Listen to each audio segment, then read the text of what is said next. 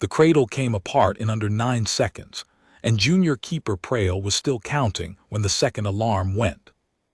He had watched the whole thing through the observation slit, close enough that the shock of it went up through his teeth. The somatic cradle was the newest thing the reserve owned, a lattice of warm gel and soft field emitters grown to the exact shape of a resting apex, tuned to hum at the frequency a predator's own body made when it slept. 6 months of design, a quarter of the enclosure budget. The directorate had shipped it in a crate stamped, guaranteed calming across 4 species standards, and Prail had helped roll it into the holding grotto that morning with something that felt, embarrassingly, like hope. Specimen 9 had looked at it for a long time. That was the part nobody would put in the log. It had looked at the cradle the way a person looks at a chair someone left in their home, uninvited.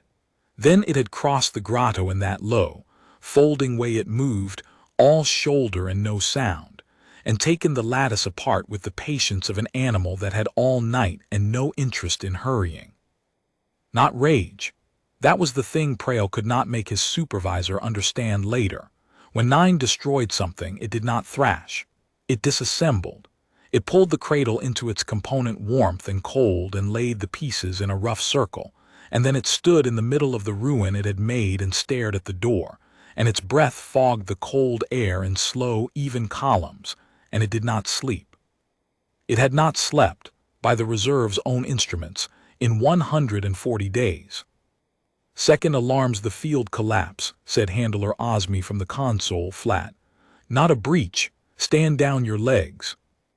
Prail realized he had already backed to the wall. He straightened. Across the grotto, through the armored glass, the huge dark shape of 9 turned its head, and for a moment the 2 front eyes deep-set, the color of wet slate, with that horizontal band of a second pupil the whole staff had learned to watch, settled on the observation slit. On him. Prail's skin drew tight all down his spine. "It's looking at me," he said. "It looks at everything," Osme said. "It's an apex. Looking is its whole job. Log the cradle as a total loss and go home. You're off in 10. But it was not looking at everything. Prail had worked the reserve's dangerous fauna wing for 2 standard years, and he had learned the difference between an animal scanning a room and an animal choosing a thing to hold in its attention. 9 was holding him, and in the held moment, before the sun lamps cycled up to their bright false morning and washed the grotto in that clean cold daylight the welfare code required, Prail understood something he did not have the rank to say out loud. The creature was not calming down. It had never once in 140 days been anything other than calm. That was the problem. That flat, total, waiting calm was not the absence of a storm. It was a predator that had decided the entire station was a threat and was simply too disciplined to waste energy panicking about it. The cradle had failed for the same reason everything failed. You cannot comfort something that is not afraid. You can only fail to be the thing it is waiting for. The morning review ran long, the way it always ran long now, and Senior Keeper Vess Orendel had stopped pretending the meetings produced anything but a record of failure with better lighting.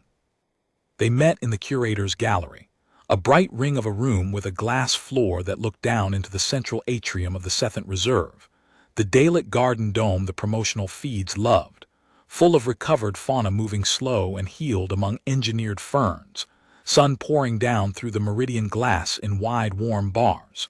It was a beautiful room. It had been designed to make visiting patrons feel that suffering had been solved here, that the conquered had built a place where broken things came to be made whole. From the gallery you could see 40 enclosures, and 39 of them held animals that were, by every metric the welfare code recognized, recovering. The 40th did not appear on the gallery view at all. 9's grotto was buried 2 levels down, behind blast doors off the tour.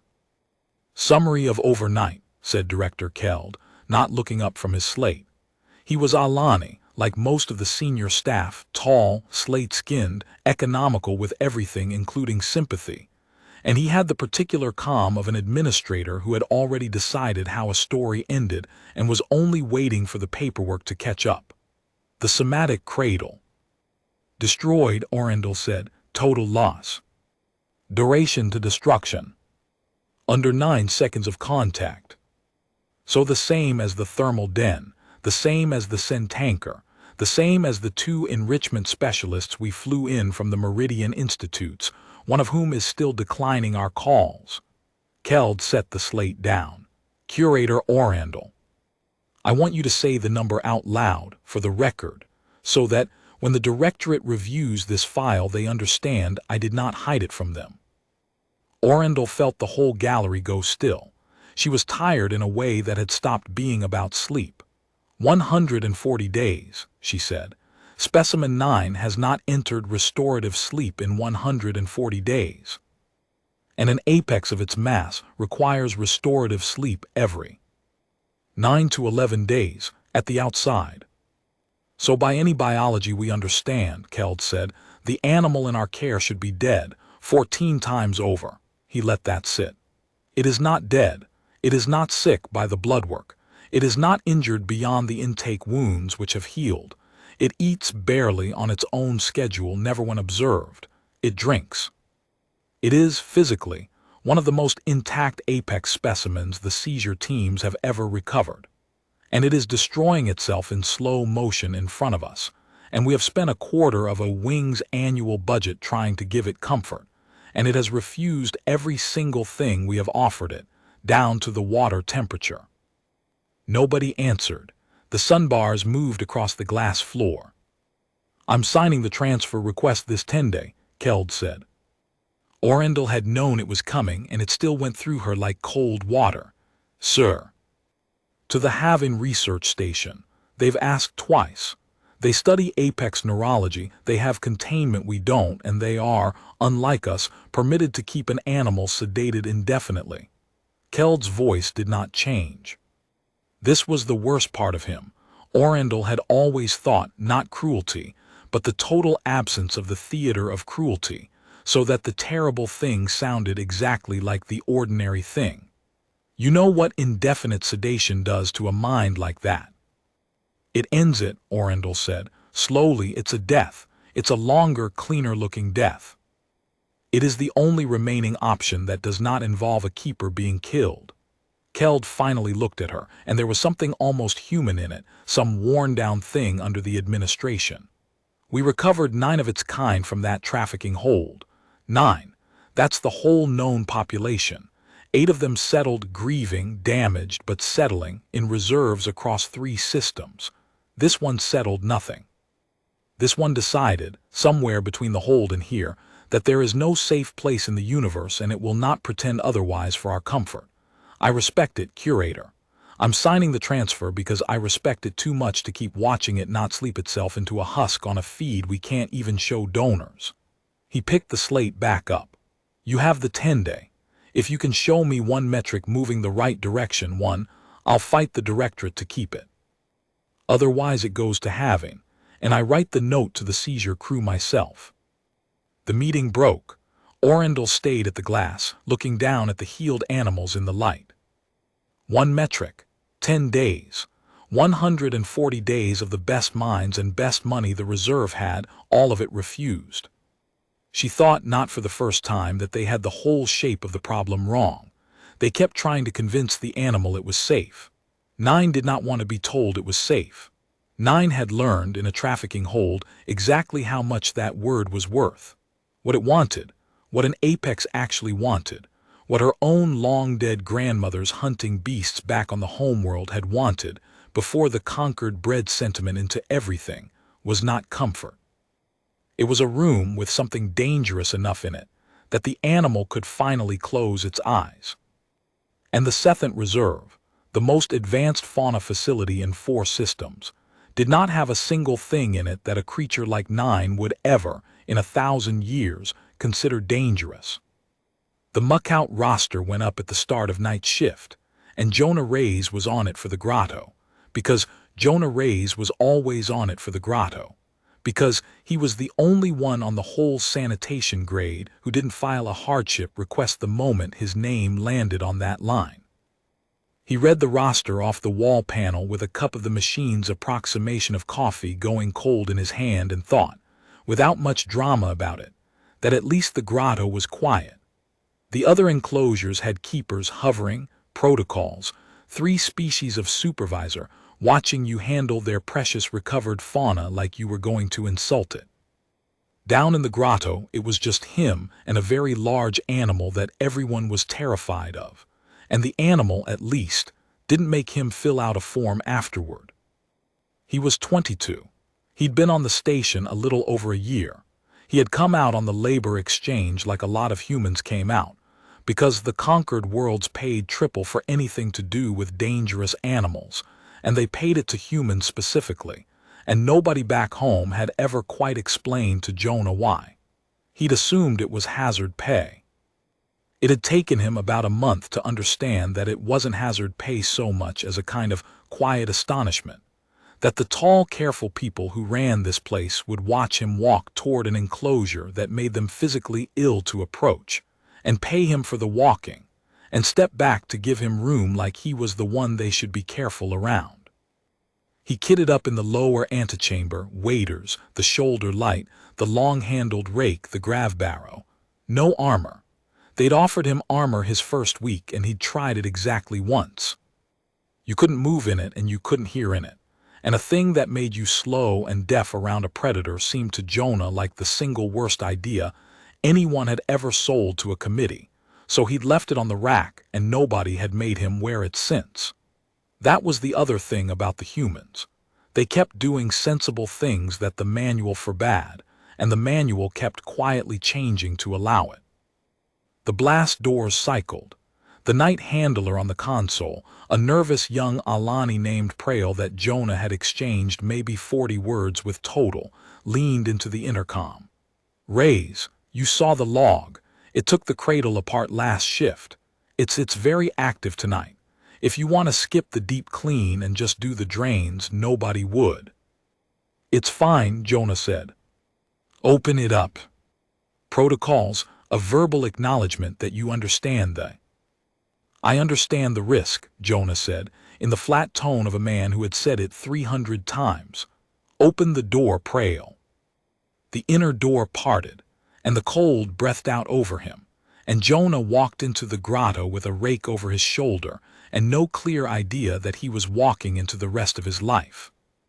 The grotto was bigger than it looked from the slit, a long stone bowl under a false morning dome, the sun lamps cycling up to their cold, bright noon on the welfare code schedule, so that even down here, 2 levels below the garden, it was daytime. The Conquered had decided somewhere that recovering things heal in the light, and they were probably right, and it meant Jonah did the worst job on the station in a room that always looked like the middle of a clean, bright day. 9 was at the far wall. Jonah clocked it the way he clocked weather. It was against the cold face of the grotto, the low side where the drains ran, and it had made itself into the shape it made when it wanted to be left alone, folded down, the 6 limbs tucked, the long head low and turned so that one slate eye tracked the room over the ridge of its own shoulder. In the ruin of the cradle, it hadn't let them clear the pieces. It was lying in the circle of the thing it had destroyed, and Jonah thought, not with any softness, just noticing, it built itself a wall out of the wall we tried to give it. "Morning," he said. He said it every shift. He had no idea if the thing understood the word, and he decided a while ago it didn't matter. "Gonna do the drains. Stay over there or don't, up to you."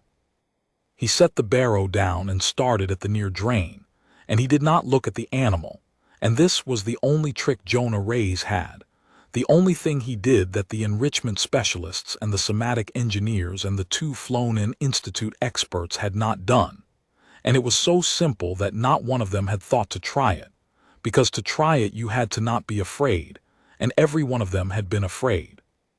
He turned his back on it and did his job. An animal like 9 had spent its whole life, and the terrible tail end of its life in the hold, being watched, being measured. Every eye on it was the eye of a thing that wanted something, wanted it calm, wanted it fed, wanted it healed for the feed, wanted it docile, wanted it profitable, wanted it dead. It had never once in 140 days at the Seventh Reserve been in a room with a creature that simply did not care what it did. And Jonah, who had grown up on a hill farm on a world the Conquered classified as a Category 5 death world, and had been kicked across a paddock by a draft mare at 9 and gotten up and finished the fence line, genuinely did not care. He wasn't brave about it. Bravery is a thing you do against fear. Jonah just didn't have the fear in the first place. He raked the near drain, and he hummed a little, tuneless, a farm boy's nothing song, and he kept his back to the largest land predator 4 systems had ever tried to keep alive. Behind him, for the first time in 140 days, Specimen 9 did something the instruments had no protocol to record. It stopped watching the door. On the console, Prail watched the stress band readout and forgot how to breathe. The band was a rolling composite, heart analog, respiration, the micro-tremor in the great muscles, the cortisol equivalent they pulled from the enclosure air. For 140 days it had lived in the top third of the scale, a flat high plateau that never broke, awake or still, day or false night. Every keeper who'd ever worked the grotto knew that plateau. It was the shape of an animal that never once let go. The line was going down. Not much, not fast, but as Jonah Rays turned his back and raked the drain and hummed his idiot little song, the plateau that had not moved in 2010 days sagged, softened, dropped out of the top third and into the middle, and 9 Prail leaned so close to the glass his breath fogged it. 9 put its head down. Not the guard fold head turned to watch, all the way down, the long jaw flat to the stone, both slate eyes half-litting, facing the human. Prail's hand hovered over the intercom and did not press it. Some part of him understood, with the specific dread of a junior employee witnessing something above his pay grade, that if he said one word, if he so much as breathed on the moment, it would break, and it would be his fault. So he did the bravest thing he had ever done at the Seventh Reserve, which was nothing at all. He sat in the dark of the console pit and watched a man rake a drain and a monster begin, very slowly, to let its guard down, and he started the long-form log because someone had to have a record, and his hands shook so badly he mistyped the timestamp twice. Inside, Jonah finished the near drain, dragged the barrow to the far one, and passed within 6 meters of the animal without slowing down. 9's eyes tracked him. The head did not lift. "'Excuse me," Jonah said to a predator, moving it out of his way with a phrase he'd have used on a coworker at a coffee machine, and he raked the far drain while the largest carnivore on the station lay 6 meters off his boots and watched him work with the heavy, half-lidded attention of an animal that was, against 140 days of evidence, thinking about resting. It didn't rest. Not that night. When Jonah wheeled the barrow to the door and said, "Same time tomorrow," over his shoulder, the head came up again and the guard fold came back, and by the time the blast doors sealed, 9 was watching the door once more, plateau climbing back toward the top of the scale. But it had dropped. For 31 minutes by Prail's shaking log, the unbreakable line had broken. Prail sat with it for a long time. Then he did the second bravest thing of his career, which was to flag the overnight log priority 1 to senior keeper Orandle's queue, with 4 words in the summary field that he was fairly sure would either make his career or end it. Stressband dropped, human present. Orandle read the log at the start of the next shift and did not believe it. She ran the raw feed 3 times. She checked the instrument calibration, pulled the maintenance record on the stressband array, cross-referenced the atmospheric sensors against a second set she trusted more. She was a scientist before she was anything else, and the single most dangerous thing in her profession was a result you desperately wanted to be true. She had wanted something to move the right direction so badly, for so long, that the wanting itself was a reason to distrust the data. The data held. For 31 minutes on the overnight, in the presence of a sanitation-grade laborer with no training in animal behavior, no armor, no protocol, and no apparent qualifications of any kind. Specimen 9 had done the one thing it had refused to do for 140 days. She pulled his file. Raise Jonah, human homeworld category 5.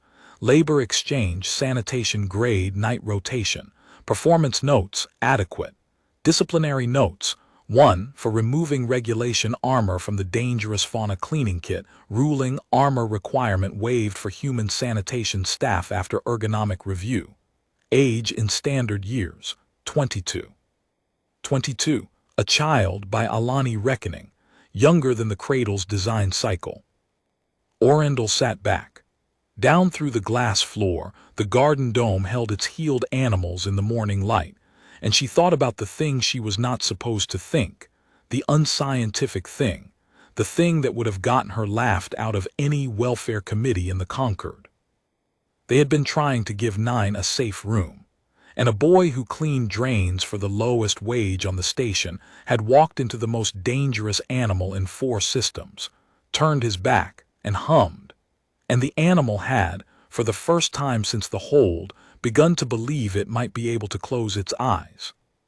She did not understand it yet, but she was a good enough scientist to know the difference between a result she didn't understand and a result that wasn't real, and this one was real, and she had 10 days, and she had exactly 1 metric moving the right direction.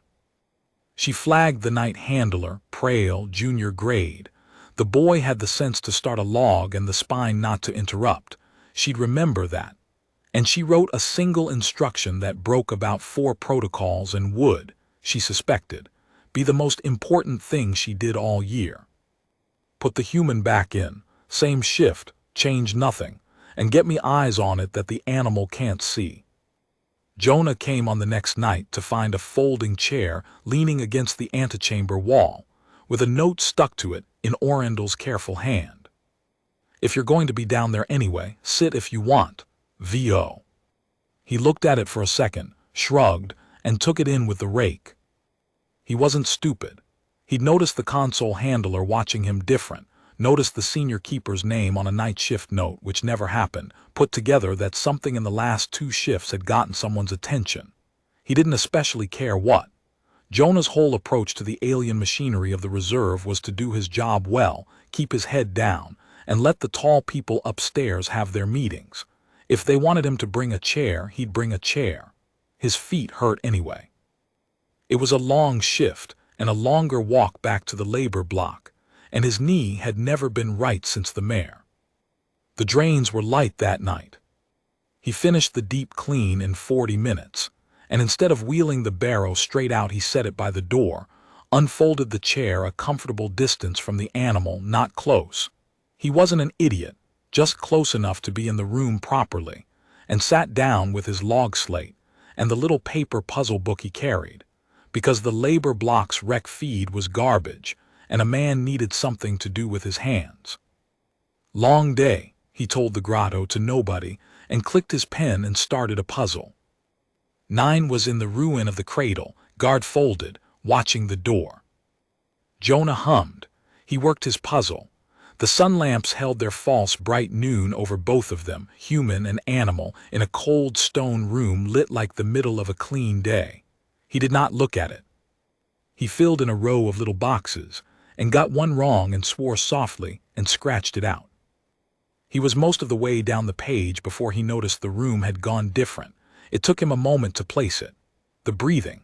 He'd gotten so used to the sound of 9's breath, those slow, even, disciplined columns of fog, the respiration of an animal holding itself ready, that the change registered before he understood it.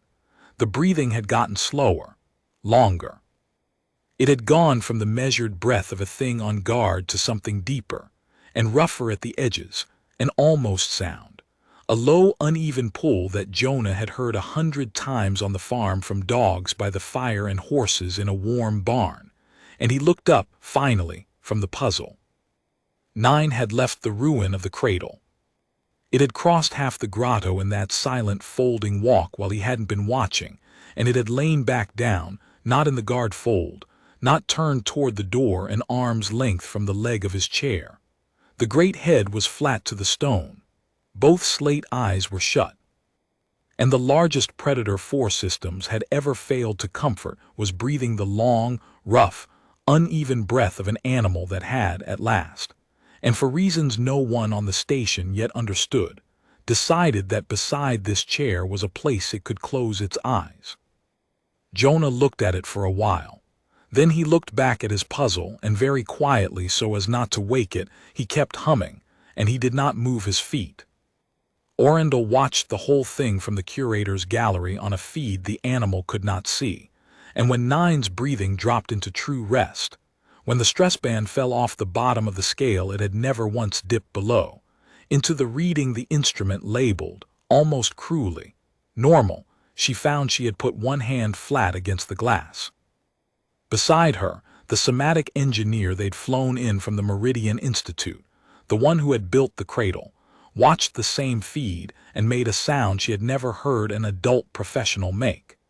It was the sound of a person watching 6 months of their finest work be quietly refuted by a boy with a puzzle book. "That's not possible," the engineer said. "The cradle reproduces that exact state.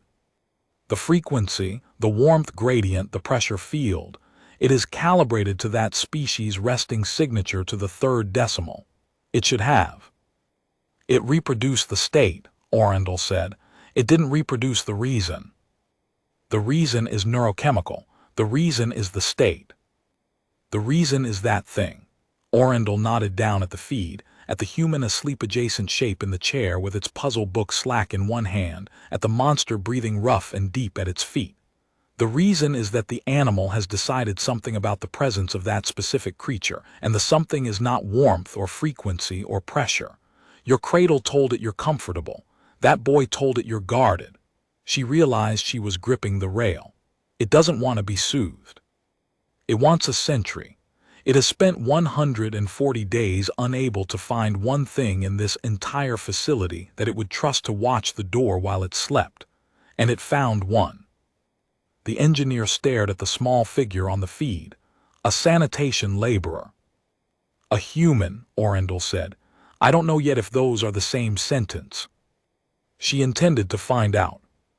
Director Keld watched the sleep feed twice, at Orendel's insistence, standing at the gallery glass with his hands folded behind him and his face giving up nothing. 31 minutes the first night, Orendel said. 2 hours and 40 on the second. It's not a fluke, Director.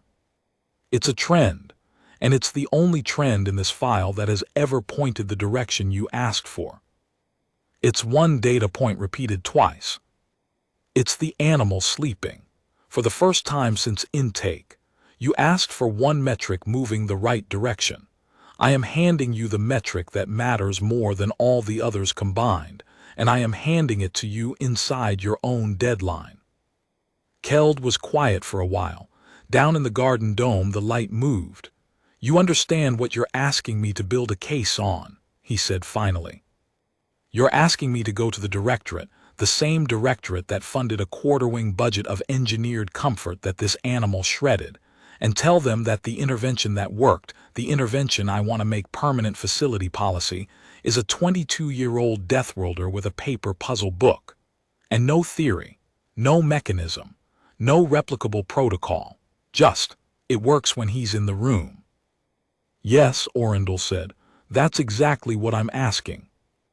They'll say it's the human smell, his body temperature, something incidental that any warm mammal provides. They'll say we can synthesize it and skip the labor cost."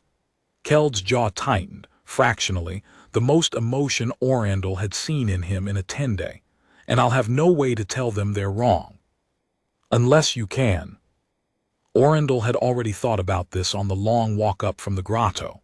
"Then we test it," she said, "properly. Before I ask you to bet the animal's life on it, we find out what the variable actually is. Is it the human? Is it that human?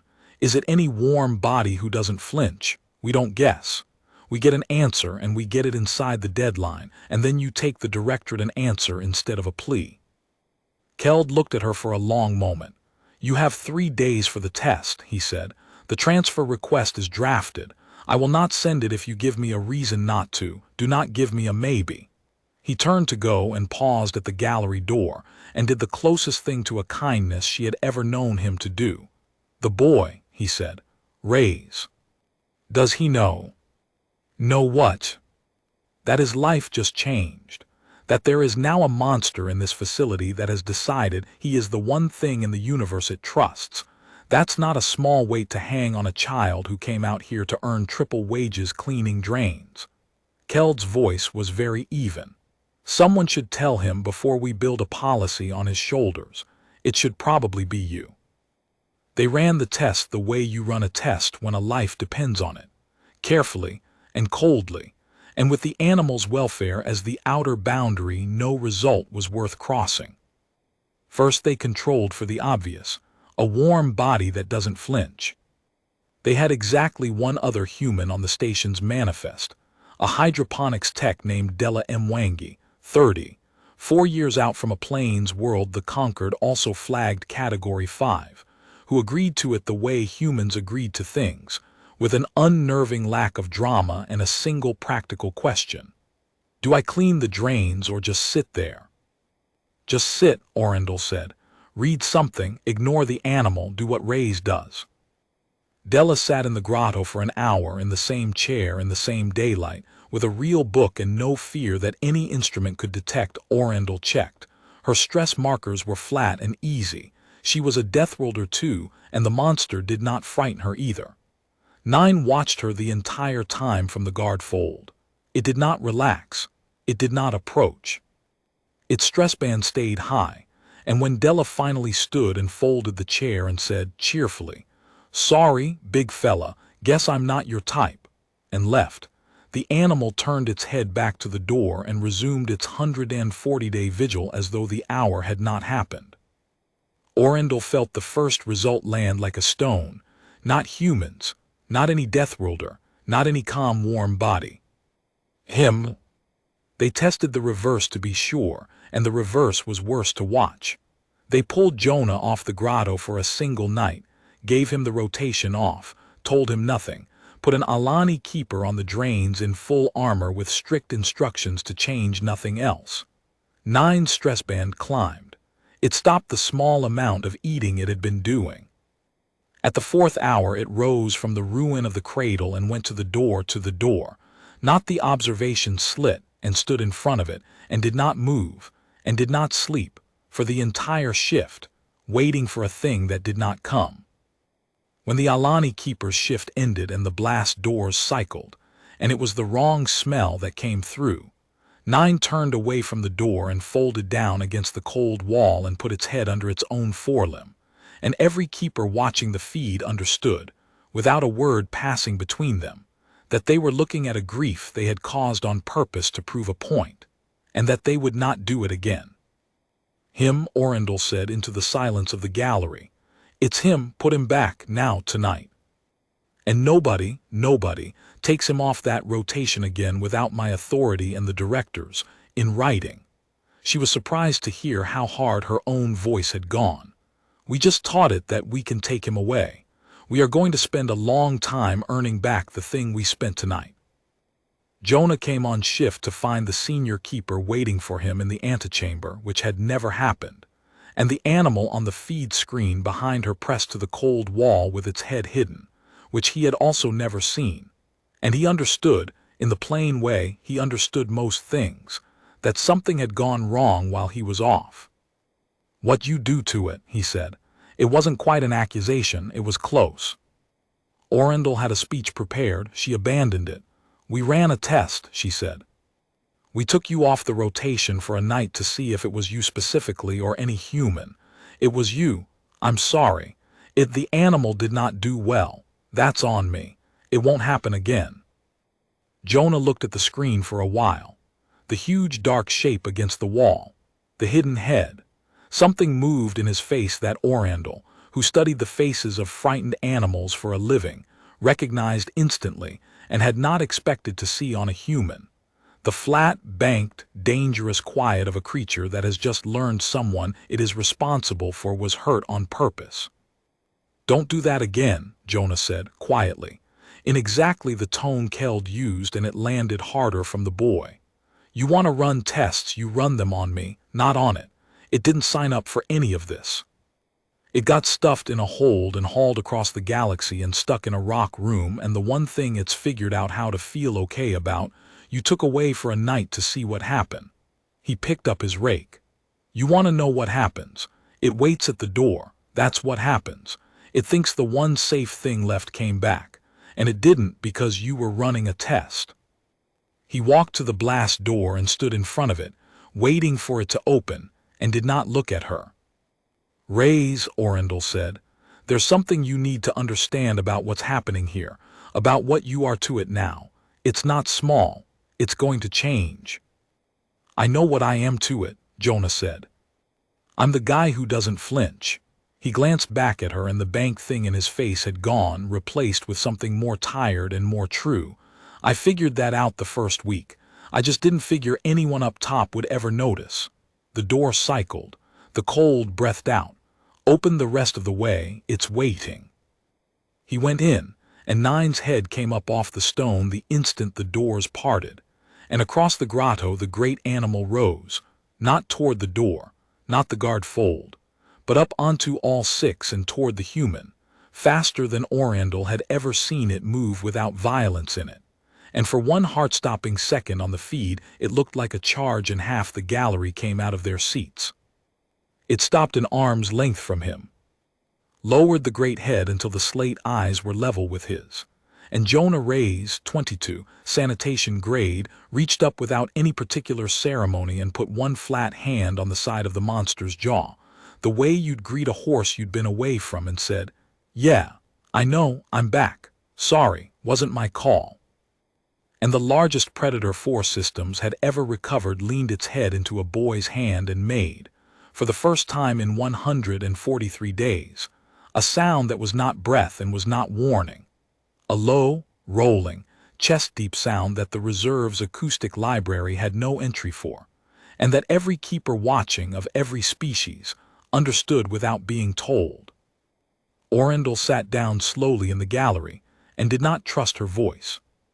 "Log it," she said when she had it back.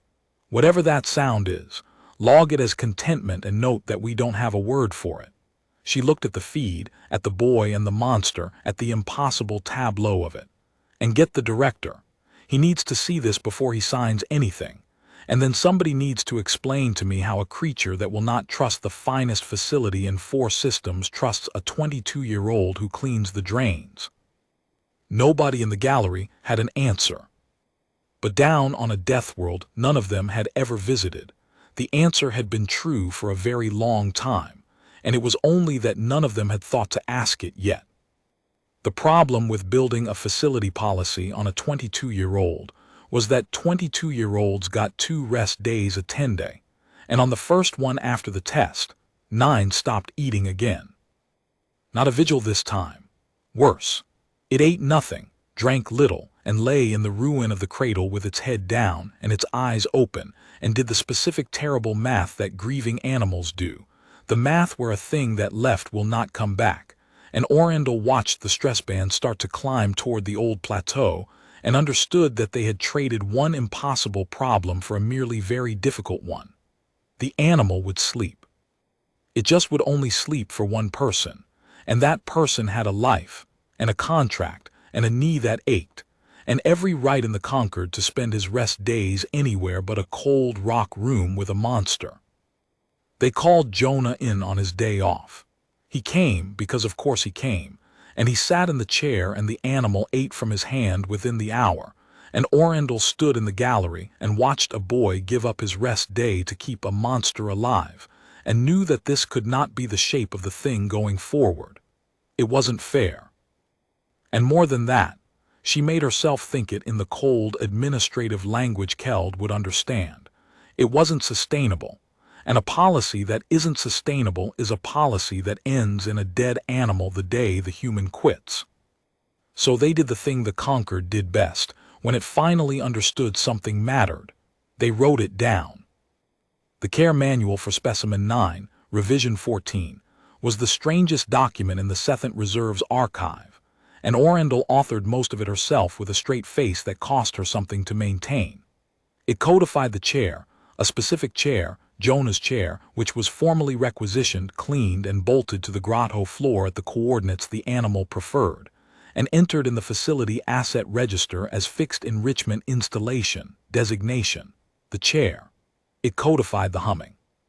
Prael's overnight logs had noted that the animal's rest deepened during periods of the human's tuneless vocalization and thinned during silence, and so Revision 14 contained, in the sober font of Concord welfare doctrine, a required practice entry titled Continuous Ambient Vocalization, Human, Untrained, with a note that the vocalization must not be structured, rehearsed, or performed, as structured song produced no effect and appeared, if anything, to make the animal wary.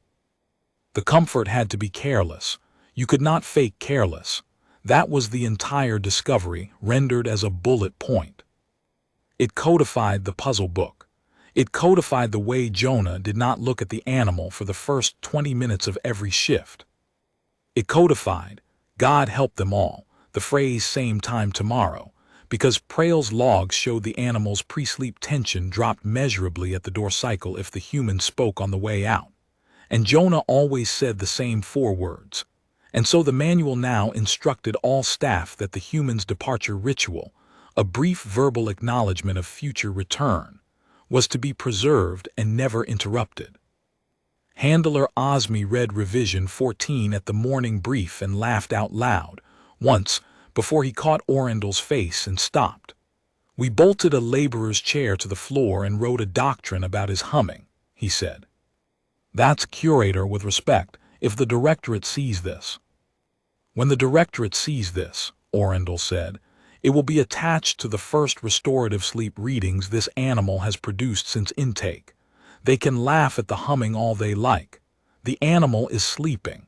I'll take their laughter and their funding both. But she knew Osmi was half right, and she knew what was coming, and it came 4 days later in the form of a directorate courier flash that turned the whole test into a countdown. The directorate had received Keld's amended report. They were, the flash said, gratified by the improvement in Specimen 9's condition and skeptical of its cause.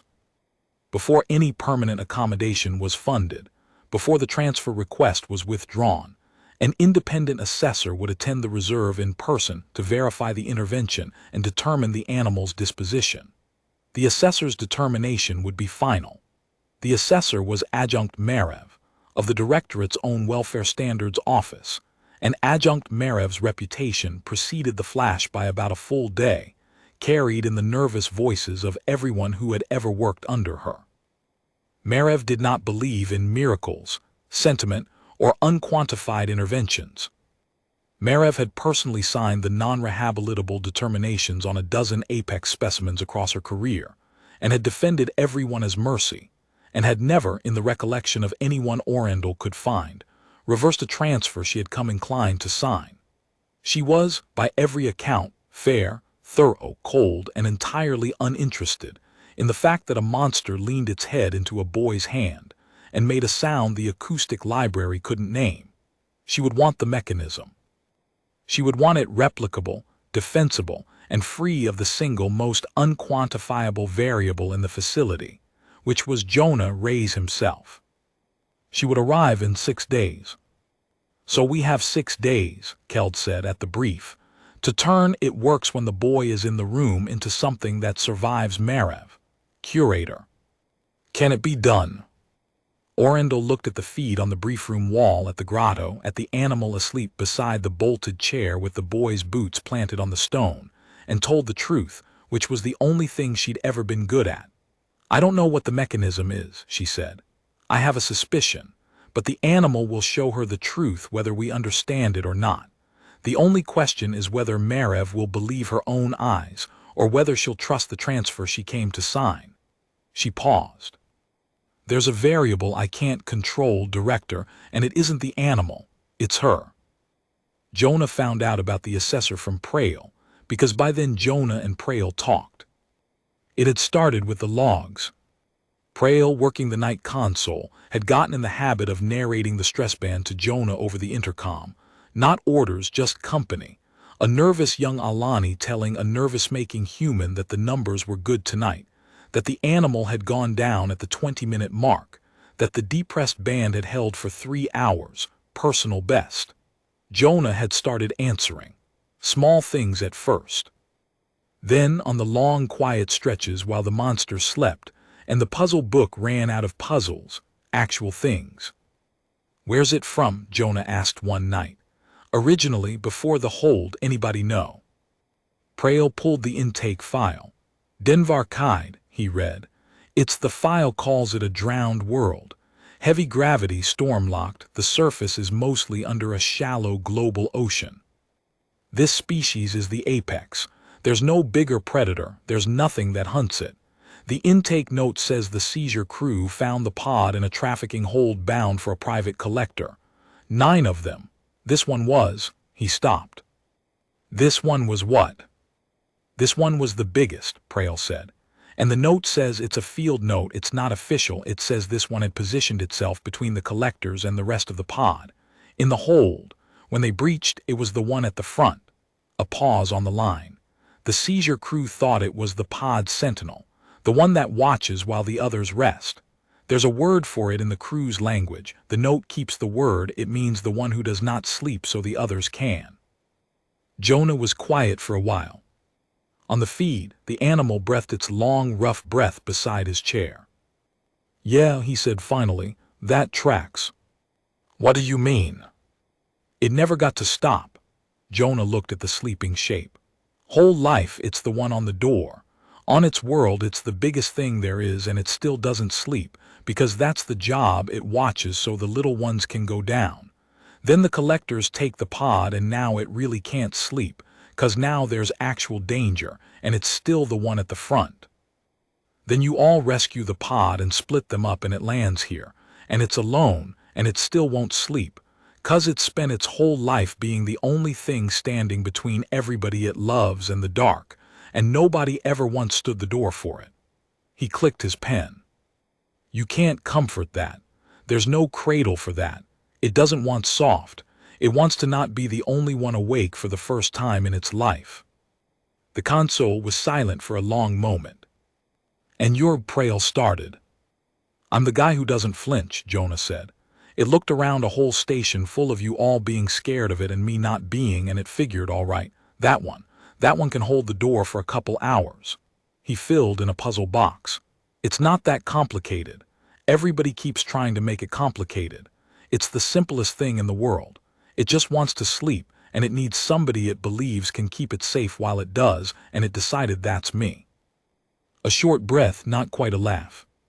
"First time in my life anything ever decided I was the safe pair of hands, and it's a 2-ton monster from a drowned world. Figures." Prael looked at the readout, depressed band. 4 hours, another personal best. And then he told Jonah about the assessor, because Jonah deserved to know, and because Prael had gone somewhere in the last 10 days from being afraid of the human to being quietly, fiercely on his side. 6 days, Prael finished. And if she signs the transfer, they sedate it and ship it to Having, and Jonah, at Having they keep them under, permanently. It never wakes up properly again. Jonah was quiet for a long time. "Then I guess," he said, "we better make sure it's asleep when she gets here, really asleep. So she can see what she'd be signing away." He looked at the animal, at the great head flat on the stone by his boots, at the deepest rest 4 systems had ever failed to give it. Not the door version, not the guard version, the real thing. So she has to look at it and know. Know what? That it finally put itself in somebody's hands, Jonah said, and that if she signs that paper, she's the one taking it back out. Keld sent the behaviorist in on the 3rd day before Marev, because if the mechanism could be found and named, it had to be found before the assessor arrived. And Orendel's honest suspicion, it's the boy, it's just the boy, was not going to survive a directorate review on its own. The behaviorist was a Sethan cephalopod scholar named Ashaelvor, 4 of its 6 arms occupied with reference slates, reputation immense, manner gentle and certain, in the way of someone who had spent a long career being right. It had rehabilitated apex specimens across a dozen worlds. It had written the standard text on cross-species trust induction that Orandel herself had studied. It watched 3 nights of Jonah's feed with the total attention of a great mind, and at the end of the 3rd night it told Orandel, with real excitement, that it understood the mechanism and could reproduce it. The animal has imprinted a security schema onto a specific presence, a HFY said. The presence provides 3 signals: low arousal, non-orientation, and steady subvocalization. These are reproducible. I can layer them onto a graduated handler substitution protocol and transfer the schema onto a trained keeper over roughly 40 days. The human is a bootstrap. Once the schema is stable, the animal will accept a substitute sentry, and the facility is no longer dependent on a single laborer. It was pleased. It had every reason to be. On paper it was exactly right, and it was exactly the kind of answer Marev would accept. They tried it the next night. They had Jonah in the chair as always, and at the depressed mark they brought a keeper in slow and low, non-orienting, subvocalizing, everything a HFY's protocol prescribed, to sit beside the human and begin the 40-day handoff. 9 woke at the 4th meter. It did not threaten. It simply woke, the great head lifting off the stone, both slate eyes opening, the depressed band snapping back up the scale in a single heartbeat, and it rose, and it moved without hurry and without sound until it stood between the approaching keeper and Jonah's chair. Not aggressive, positioned.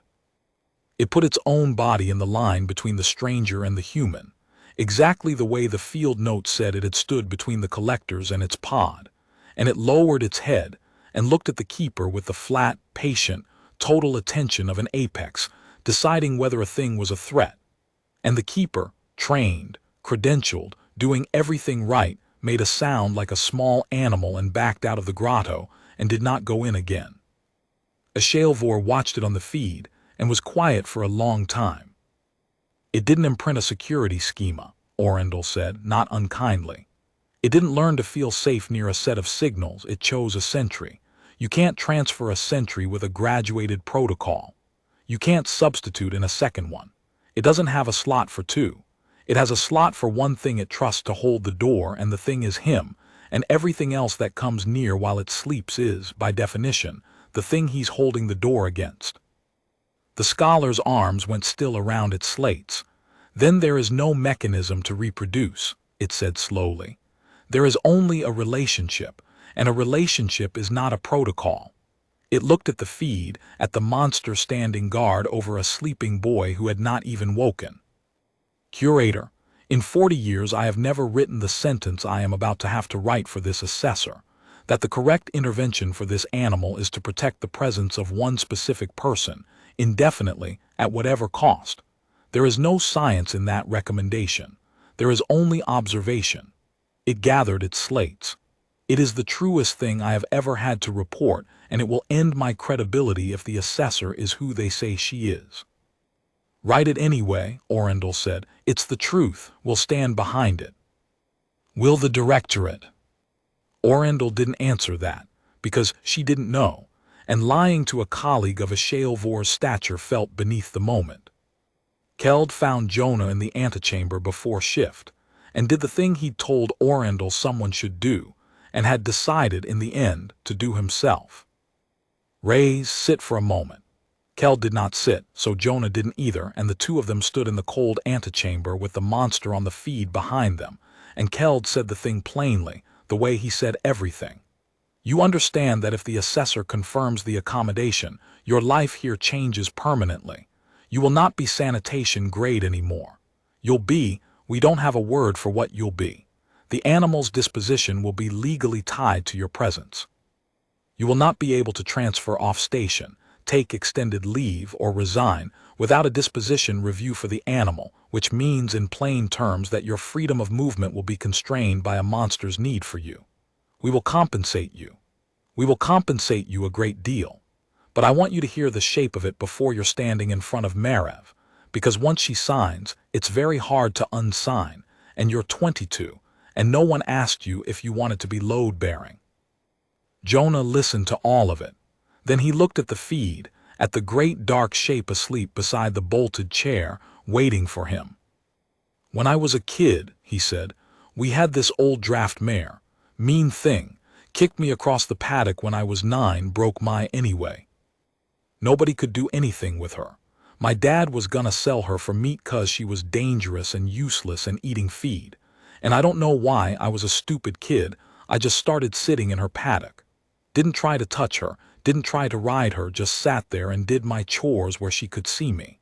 Took about a month. Then one day she came over and put her big dumb head on my shoulder, and that was that. She was mine till she died. 26 years old, went in her sleep in the barn, and I was the one sitting with her." He shrugged.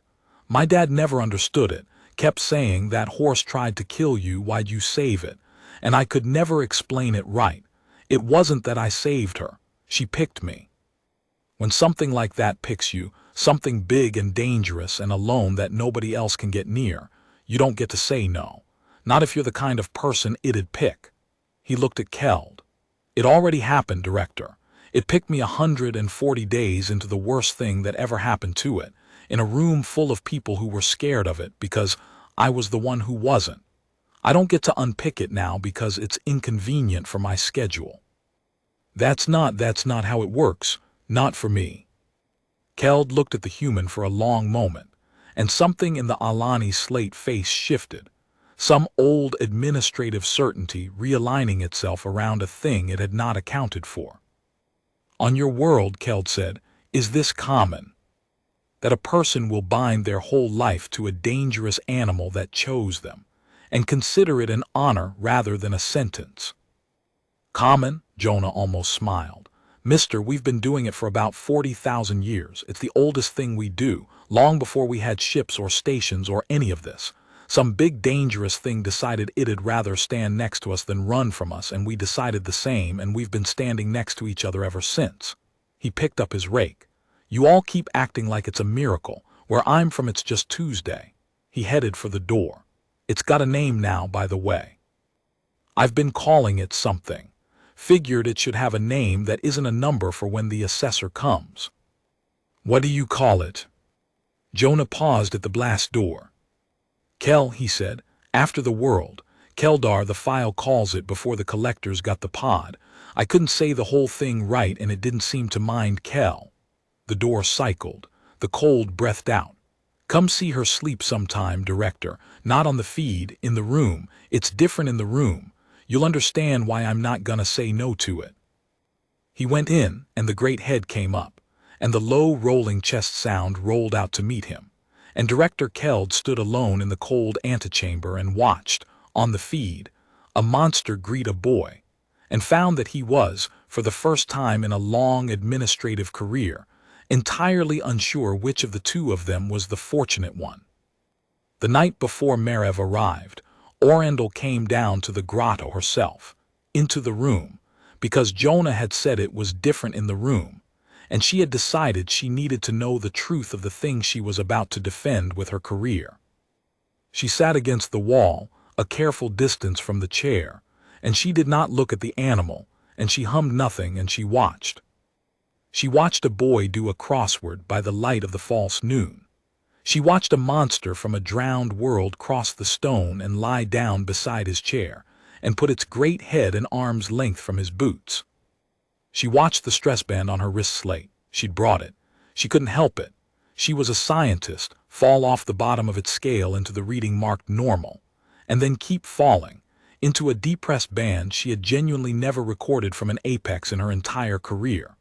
A band that on her homeworld the old keepers had a word for that the conquered had bred out of the language. A word that meant the sleep an animal only sleeps when it is truly, finally, in a safe place. And she watched the boy notice her watching, and put a finger to his lips, not stern, just kind, the way you'd hush someone at the bedside of a sleeper you both loved, and go back to his puzzle, and hum, so quietly, so carelessly, the tuneless nothing song that 4 systems worth of engineering had failed to reproduce because it could not be performed, only meant.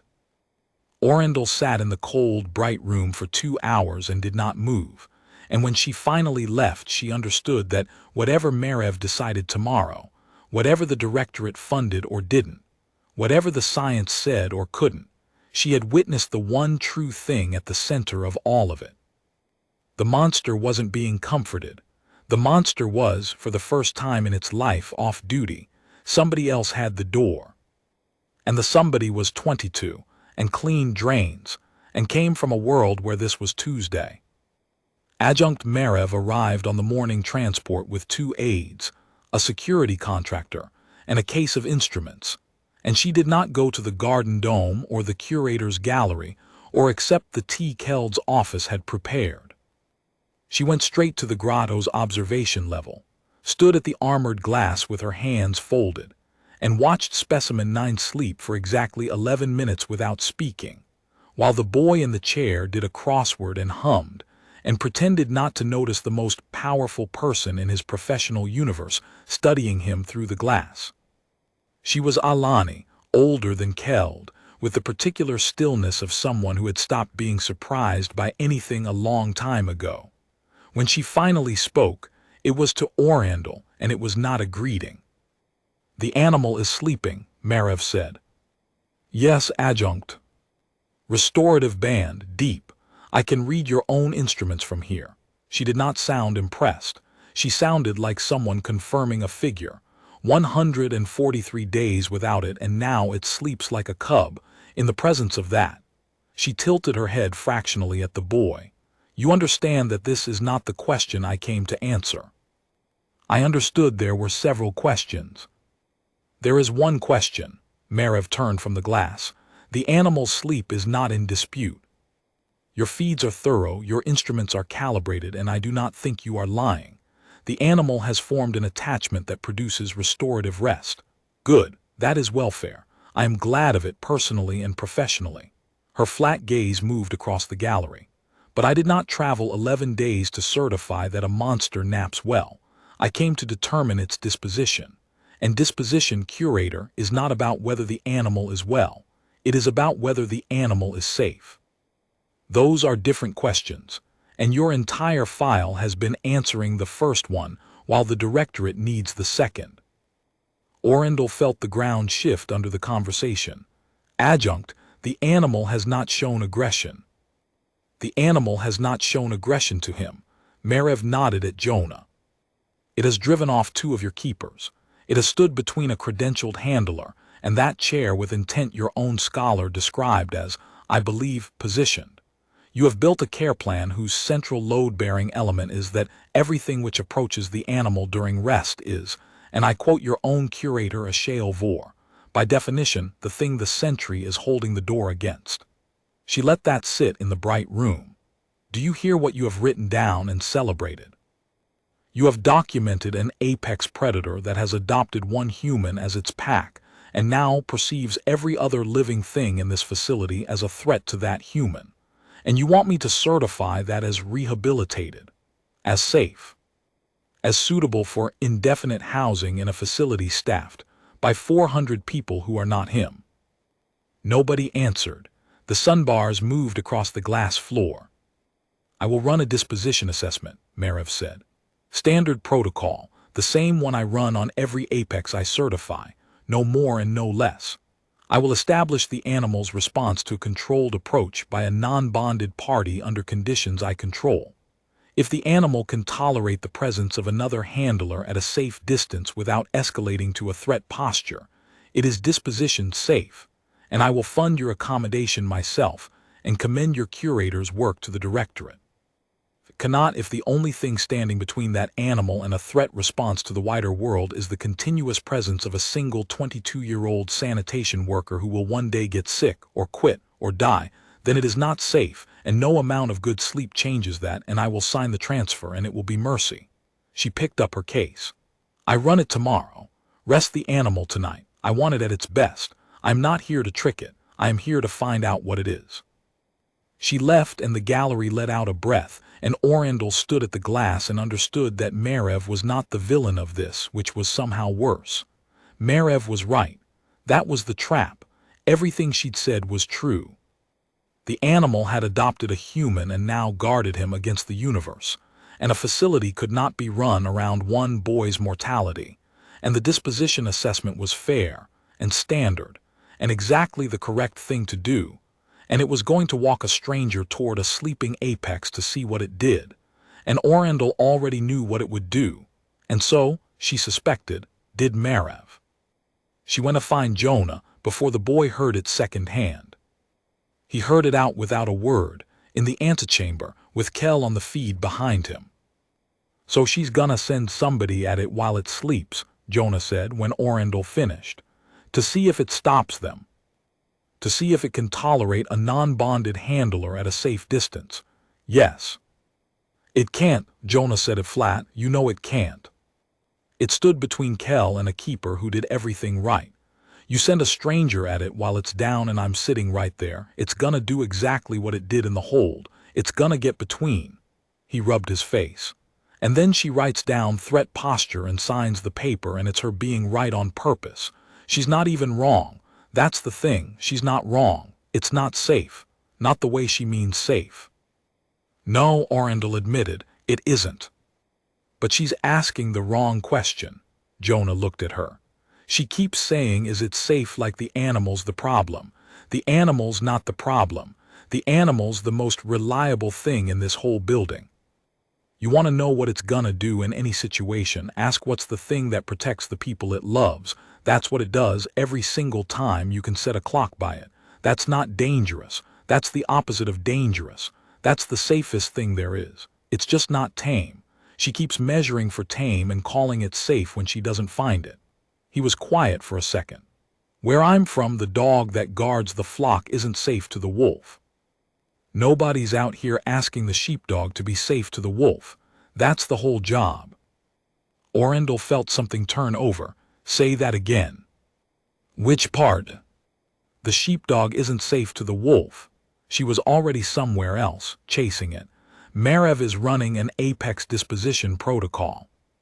It measures threat response to an approaching stranger. Every apex she's ever certified, that's the correct measure, because those animals threat respond out of fear or territory or damage, a broken thing lashing at the world. But Kel isn't broken, and it isn't territorial, and it isn't afraid. It's doing a job. The threat response isn't the pathology. The threat response is the function. And her protocol has no way to tell the difference between a dangerous animal and a working one, because on every world she's certified, there's never been a working one to tell it apart from." "'Cause you all bred the working ones out," Jonah said. "Prael told me. Bred the sentiment in, bred the guard out, made everything a pet. So now you get a real one, and your whole ruler's the wrong length." "Yes," Orendel said softly. "That is yes. That is exactly it." She looked at the boy, at the 22-year-old who had just, in plain paddock language, diagnosed the flaw in a directorate protocol that had certified a dozen deaths. "Raise, tomorrow when she runs it, I need you to trust me, and I need you to let it play, and I need you not to stop it too early. Can you do that?" Jonah's face went careful. "Depends what you mean by too early." "I mean," Orendel said, "that if she is going to be shown the difference between a dangerous animal and a guardian, the animal is going to have to show her. And you are the only one who can bring it back from the edge of that once it does.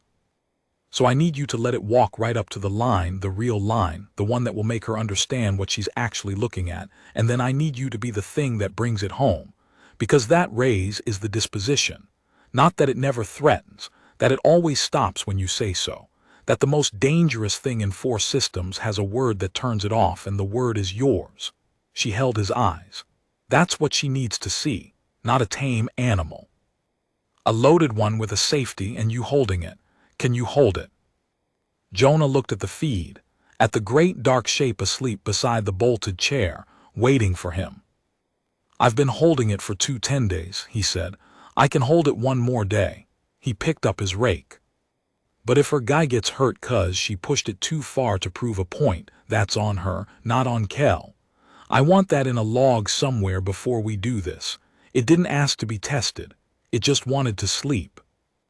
"I'll log it myself," Orendel said, "every word." And she did. They ran it at the false noon, with the sun lamps at full bright, because Merev wanted the animal rested and clear, and she wanted every instrument in the grotto to have light to see by. Orendel logged the conditions. Keld watched from the gallery with his hands folded. Prael sat at the console with his jaw set. And Jonah sat in the bolted chair with his puzzle book, and Keld lay beside it in the depressed band, and for the first hour it looked less like an assessment than a very tense afternoon. Merev's protocol was graduated, and it was, Orendel had to admit, humane on paper. First, an aide entered the antechamber within scent range but not sight. The animal's band ticked up awareness, not alarm, and settled. Merev noted it. Then the aide moved to the inner threshold, visible still. The band climbed higher. Keld's eyes opened. Its head came off the stone. Merev noted it. Then the aide took one step into the grotto proper, and the animal rose. It did the thing it always did.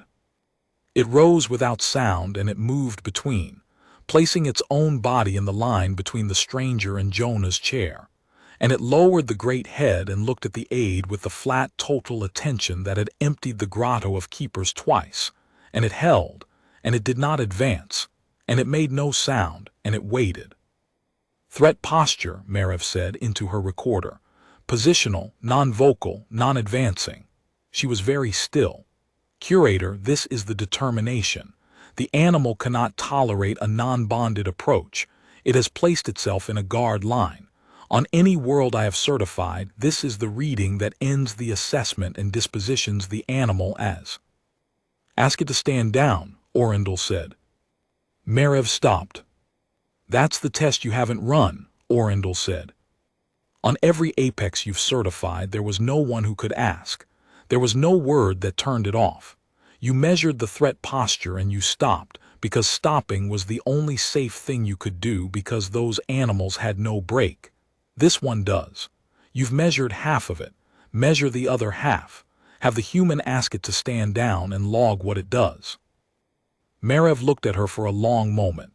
Then, because she was fair, and because she was thorough, and because a scientist who stops a test at the interesting part is not a scientist, she said, "Raise. Ask the animal to stand down." Jonah didn't get up. He didn't raise his voice. He said, "Kel." Leave it, in the exact flat tone he used for everything. And the largest predator force systems had ever recovered dropped its head, turned, crossed back to the bolted chair, and lay down beside his boots, and put its jaw back on the stone, and let its second pupil narrow, and waited, watching the aide now not as prey but as a thing it had been told to allow. The grotto was silent. On the gallery feed, Keld had come forward to the glass. "Log it," Orendel said quietly. Threat posture initiated in 1.5 seconds. Stood down on a 2-word verbal cue from the bonded human in under 3. Adjunct. That is not an uncontrolled animal. That is a controlled one. The control is external, and it is reliable, and it is standing in the room. Your protocol has no field for it, because your protocol was written for broken things, and this animal is not broken. It is the most functional apex you have ever assessed. It just isn't tame, and you have been measuring for tame. Merev did not answer right away. Something was working behind the old stillness of her face. Orendel could see it. The recalibration, the thing Keld had done in the antechamber and a Shale Vor had done at the feed. The moment a certainty realigns around a fact it did not account for. For one bright suspended second, Orendel thought they had won it clean. Then the security contractor made a decision that no one had authorized. He was Merev's, not the reserve's, a broad, scarred professional named Vaskal, hired to make apex assessments safe, and he had watched a 2-ton predator stand up and put itself in a guard line 8 meters from his principal, and every instinct his profession had trained into him said that the correct response to that was to remove the variable that made the animal dangerous. And the variable, to Vaskal's eye, was the boy. If the animal only threatened in defense of the human, then the human was the trigger, and a good contractor secures the trigger. He crossed the grotto in 4 fast strides toward the chair, reaching for Jonah's shoulder to pull him clear, saying, "Up, kid, we're moving you out, this thing's a..." He never finished the sentence. Kel was already there. Not a charge. There was no distance to charge. The animal had simply closed a gap that a 2-ton body should not have been able to close in the time a hand takes to reach a shoulder. And where there had been a boy and a chair and 8 meters of clean bright air, there was now the vast dark shape of an apex from a drowned world standing over both of them. Its body a roof, its head lowered level with the contractors, its breath fogging the cold noon air in slow columns and arm's length from the man's face. Vaskel's reaching hand had stopped in the air. Everyone's had. The whole grotto had frozen into the single suspended instant before a thing lands, the instant the acoustic library had no entry for, and the disposition protocol had no field for. And Marev, 40 years and a dozen sign transfers into her career, had never once in all that time watched from close enough to feel the cold of the animal's breath reach the glass. It would take, Orendel understood with total clarity, less than a second. Whatever the animal decided to do, it had already decided, and the only thing standing between the contractor and the end of the sentence he'd started was that Kel had not yet finished deciding whether a human it had not been introduced to counted as the kind of thing that reaches for the one it guards. Jonah did not move fast. He did not lunge or shout.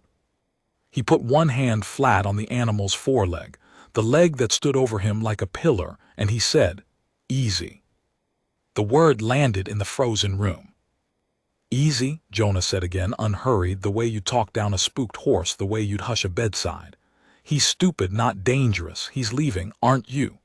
This last to the contractor, without heat, without looking away from the animal. "Back up, slow, don't reach for me again and you'll walk out of here. Reach for me again and I can't help you. It's not up to me anymore if you reach again. Understand?" Vaskel understood. He backed up slow, one step and another, his stopped hand lowering, and Kel tracked him the whole way with the flat second pupil and did not advance, because the boy's hand was on its leg and the boy had said easy. And when the contractor reached the inner threshold and stopped, shaking, the animal held one more long moment over the human it guarded. And then, on nothing anyone said, on its own judgment of a threat withdrawn, it stepped back off him and turned, and lay down beside the bolted chair, and put its jaw on the stone, and closed its eyes, as though the whole thing had been beneath comment. The grotto stayed silent for a long time. "Log it," Orendel said, and her voice was not entirely steady. Threat response to an unauthorized physical approach on the bonded human. Immediate, total, and stopped on a single word. The animal held a lethal posture for the length of time it took the human to say one sentence and released it on the human's judgment, not its own, adjunct. She turned to Marev and she did not soften it because the moment was too big to soften. "You wanted to know if it's safe. It is not safe. It was never going to be safe. It is an apex predator from a drowned world, and it will end anything that reaches for the boy it guards, and it will do it in under a second. And there is no cradle and no protocol and no sedative that changes that. But it is controlled, completely, by him. You just watched the most dangerous animal in 4 systems hold the line between decision and act for exactly as long as it took a 22-year-old to decide a fool's life was worth sparing. That is not tameness. That is something your protocol has no word for. On his world, they've had the word for 40,000 years. She let it land. It's a partnership, and you don't disposition a partnership. You fund it. Marev looked at the animal for a long, long time. Then she looked at the boy, who had gone back to sitting in the chair, one hand resting on the great head beside his boots, his own hands, Orendel noticed, not shaking at all, the only person in the room whose hands were not shaking. And she said, very quietly, into her recorder, the sentence that Orendel would keep a copy of for the rest of her career. Amend the assessment framework. Note: current Apex disposition protocol lacks a category for a functional guardian bond and has, in this assessor's judgment, likely misdispositioned prior specimens as a result. Determination on Specimen 9, designation Kel deferred pending review of the framework it exposed. She lowered the recorder. She looked for the first time since she'd arrived, genuinely old and genuinely shaken and genuinely honest. "I have signed 12 of these," she said to no one, to the room, to the animal asleep beside the boy. 12. On the reading you just showed me and told me not to trust." She was quiet. "I would like to see the file on everyone when I get home." She turned and left the gallery, and she did not come back that day, and the grotto held its bright false noon over a boy and a sleeping monster. And for the first time since Marev's transport had docked, Orendel let herself believe that the thing in front of her might actually be allowed to live. Marev did not leave on the morning transport. She stayed 6 more days, and she spent them the way a person of genuine rigor spends the days after their certainty breaks, trying to understand exactly how it had broken and how many other things it had broken with it. She convened them in the gallery, Orendel, HFY, Keld, and, at Orendel's insistence and against the whole grain of conquered practice, the human hydroponics tech Della Mwangi, because the question on the table was a human question, and it seemed to Orendel obscene to answer it in a room with no humans in it. Prael she brought too, quietly, as the keeper of the logs. Jonah she left in the grotto, because Jonah was needed in the grotto, and because Jonah, asked to explain the thing he did, had already given them the only answer he had. It's not that complicated. Everybody keeps trying to make it complicated. And there was no point making him say it again in a room full of people determined to make it complicated. "I want the mechanism," Marev said. "Not the sentiment. I have seen the sentiment. It nearly cost my contractor his throat. I want to know why this species. Why not mine, not the Sethan, not any of the 40 species in this Concord who could sit in that chair and hum?" Curator HFY tested the signals. "The signals are reproducible. My own aide reproduced the signals and the animal drove her off. So it is not the signals. What is it?" HFY's arms moved slowly over its slates. "I have spent 6 days on the same question, adjunct, and I have an answer I do not like because it is not a mechanism. It is a history." It pulled a data weave onto the gallery wall, a branching chart, deep time, the kind of xenobiological survey the Concord ran on every member species. "The homeworld of the human, Category 5. I pulled the full ecological record. Adjunct, do you know what a Category 5 deathworld actually is?" "We use the classification for hazard pay and insurance schedules. We rarely read what it means." The chart bloomed. "It means a biosphere in which the dominant sapient species evolved in continuous, direct competition with apex predators larger and stronger than itself, and did not win by becoming larger or stronger. It won by becoming the thing the other apexes could not outthink and would not turn their backs on. The humans did not climb to the top of their food web. They negotiated their way to the top of it by making alliances with the very predators that hunted them." "Alliances," Marev repeated. "They domesticated their own apex predators," HFY said, "not into pets, into partners. 40,000 years ago, on a world crawling with things that could kill them, a pack of wolves and a band of humans looked at each other across a fire and each decided, independently, that the other was worth standing beside instead of running from, and they have been standing beside each other ever since. The human did not tame the wolf. That is our word, tame, and it is the wrong word. It has always been the wrong word." The scholar's voice had gone quiet with something like awe. "They formed a guardian bond. A mutual defense pact between 2 apex species who recognized each other. And they did it again and again, with every dangerous animal on that world, the great cats, the horses, the birds of prey, the bears. Over and over across 40,000 years, the humans walked up to the most dangerous thing in the landscape and did not flinch, and the dangerous thing looked at them and thought, 'That one does not fear me. That one stands. I will stand with that one.' It turned from the chart. Adjunct, I do not believe the human is doing anything. I believe the human is simply what it is, and the animal is reading it correctly." Kell did not adopt the smallest, weakest, lowest-ranked creature in this facility out of some pathos we projected onto it. Kell found the most dangerous thing in the building, the one apex among 400 prey animals, and lay down next to it. It was never confused about what Jonah Rays is. We were. The gallery was silent. Down through the glass floor, the healed animals moved in the light. "Say the last part plainly," Merev said, "for the record, so the directorate cannot pretend it did not hear it." Ashalvor looked at Della Mwangi and deferred to her, which Orandel would remember as the single most graceful thing she ever saw the great scholar do. Della had been quiet the whole time. She was not a scientist, and she knew it, and she'd sat through the deep time chart with the patient expression of someone hearing their own grandmother's stories read back to them in a foreign accent. Now she leaned forward and she said the plain human thing, the way Jonah said plain human things, and it went through the room like cold water. "You've been hiring us for years," she said. "For all the dangerous animal work. Every reserve, every seizure crew, every station with a beast nobody else can handle, you post the job and you pay us triple and you step back and let us walk up to the thing. And you never once asked yourselves why it works. You just decided we're reckless, or we're cheap, or we don't understand the danger." She shook her head, not unkindly. "We understand the danger fine. We've been understanding the danger for 40,000 years. That's the whole thing about us. We're the species that walked up to the danger and stood next to it instead of running." She looked at the feed, at the boy and the sleeping monster.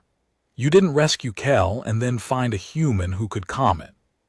You put a human in the building, and the most dangerous thing in the building finally recognized somebody it could stand next to. That's not a mechanism you can bottle. That's just what we're for. It's the oldest job there is. Every apex that's too dangerous to keep and too precious to kill, somewhere out here there's a person like that kid who'd walk right up to it and it'd finally get to sleep." A short breath. "You've got a whole galaxy of monsters nobody can hold. And you've had the answer on your labor exchange the whole time, filed under sanitation grade." Merev sat with that for a long moment. When she spoke, her voice had the flat honesty of someone rebuilding their entire professional worldview in real time and refusing to flinch from it, which was, Orandel thought, its own kind of standing up. "The framework review," Merev said, "is going to be larger than one animal." She looked at the chart, at the deep time branch of a world that made guardians. "There are 11 other apex specimens in conquered reserves that I or my colleagues have dispositioned as non-rehabilitable in the last decade. 9 of them are still alive, sedated, in research housing, waiting to be measured for a tameness they were never going to have." She stood. "I am going to recommend that every one of them be reassessed against a framework that has a category for a guardian bond. And I am going to recommend that the reassessment be conducted with a human present." She almost smiled. It did not quite reach. "I came here to sign a transfer, curator. I am going to go home and try to unsign 9 of them." The directorate withdrew the transfer request 11 days later and funded the accommodation, and in the same flash informed the 7th Reserve that Specimen 9, Kel, was now the subject of a formal welfare innovation study, and that sanitation technician Jonah Rays was to be reclassified, compensated at a specialist grade, and made available for consultation to the broader reassessment program at the directorate's discretion. Keld read the flash twice, and then he went down to the grotto and read the relevant part of it aloud to Jonah through the antechamber intercom, because he had promised the boy he'd never learn about his own life secondhand. "At the directorate's discretion," Jonah repeated, "meaning they can send me anywhere, to sit with any of the other ones." "Meaning they would like to," Keld said. "It is a request, Rays, not an order, whatever the language pretends. You are a specialist grade now, not a laborer. You can refuse. But I will tell you the truth because you have earned the truth from me. There are 9 more of them out there. 9 of Kel's cousins, or things like them, asleep in research housing because no one could hold the door for them. And you are, at the moment, the only person in 4 systems who has proven he can. So the request will keep coming. I want you to know that before you answer it." Jonah was quiet for a while, in the chair, with his hand on the great sleeping head. "I can't sit with 9 of them," he said finally. I can barely give this one my rest days. It doesn't work like that. It's not a service you scale. Kel didn't pick a human, it picked me, this one, the one who was in the room. You can't ship me around like a cradle that works. He rubbed the animal's jaw absently, and Kel's breathing stayed long and deep. But you don't need me for the other 9. That's the part they've got backwards.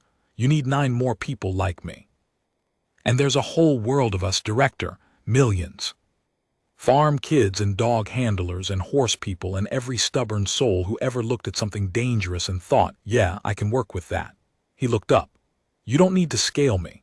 You need to go home to my world and ask. Post the job honest this time, not sanitation grade. Say what it actually is. Say, we've got a monster that can't sleep and we need somebody who won't flinch, and it might be the rest of your life.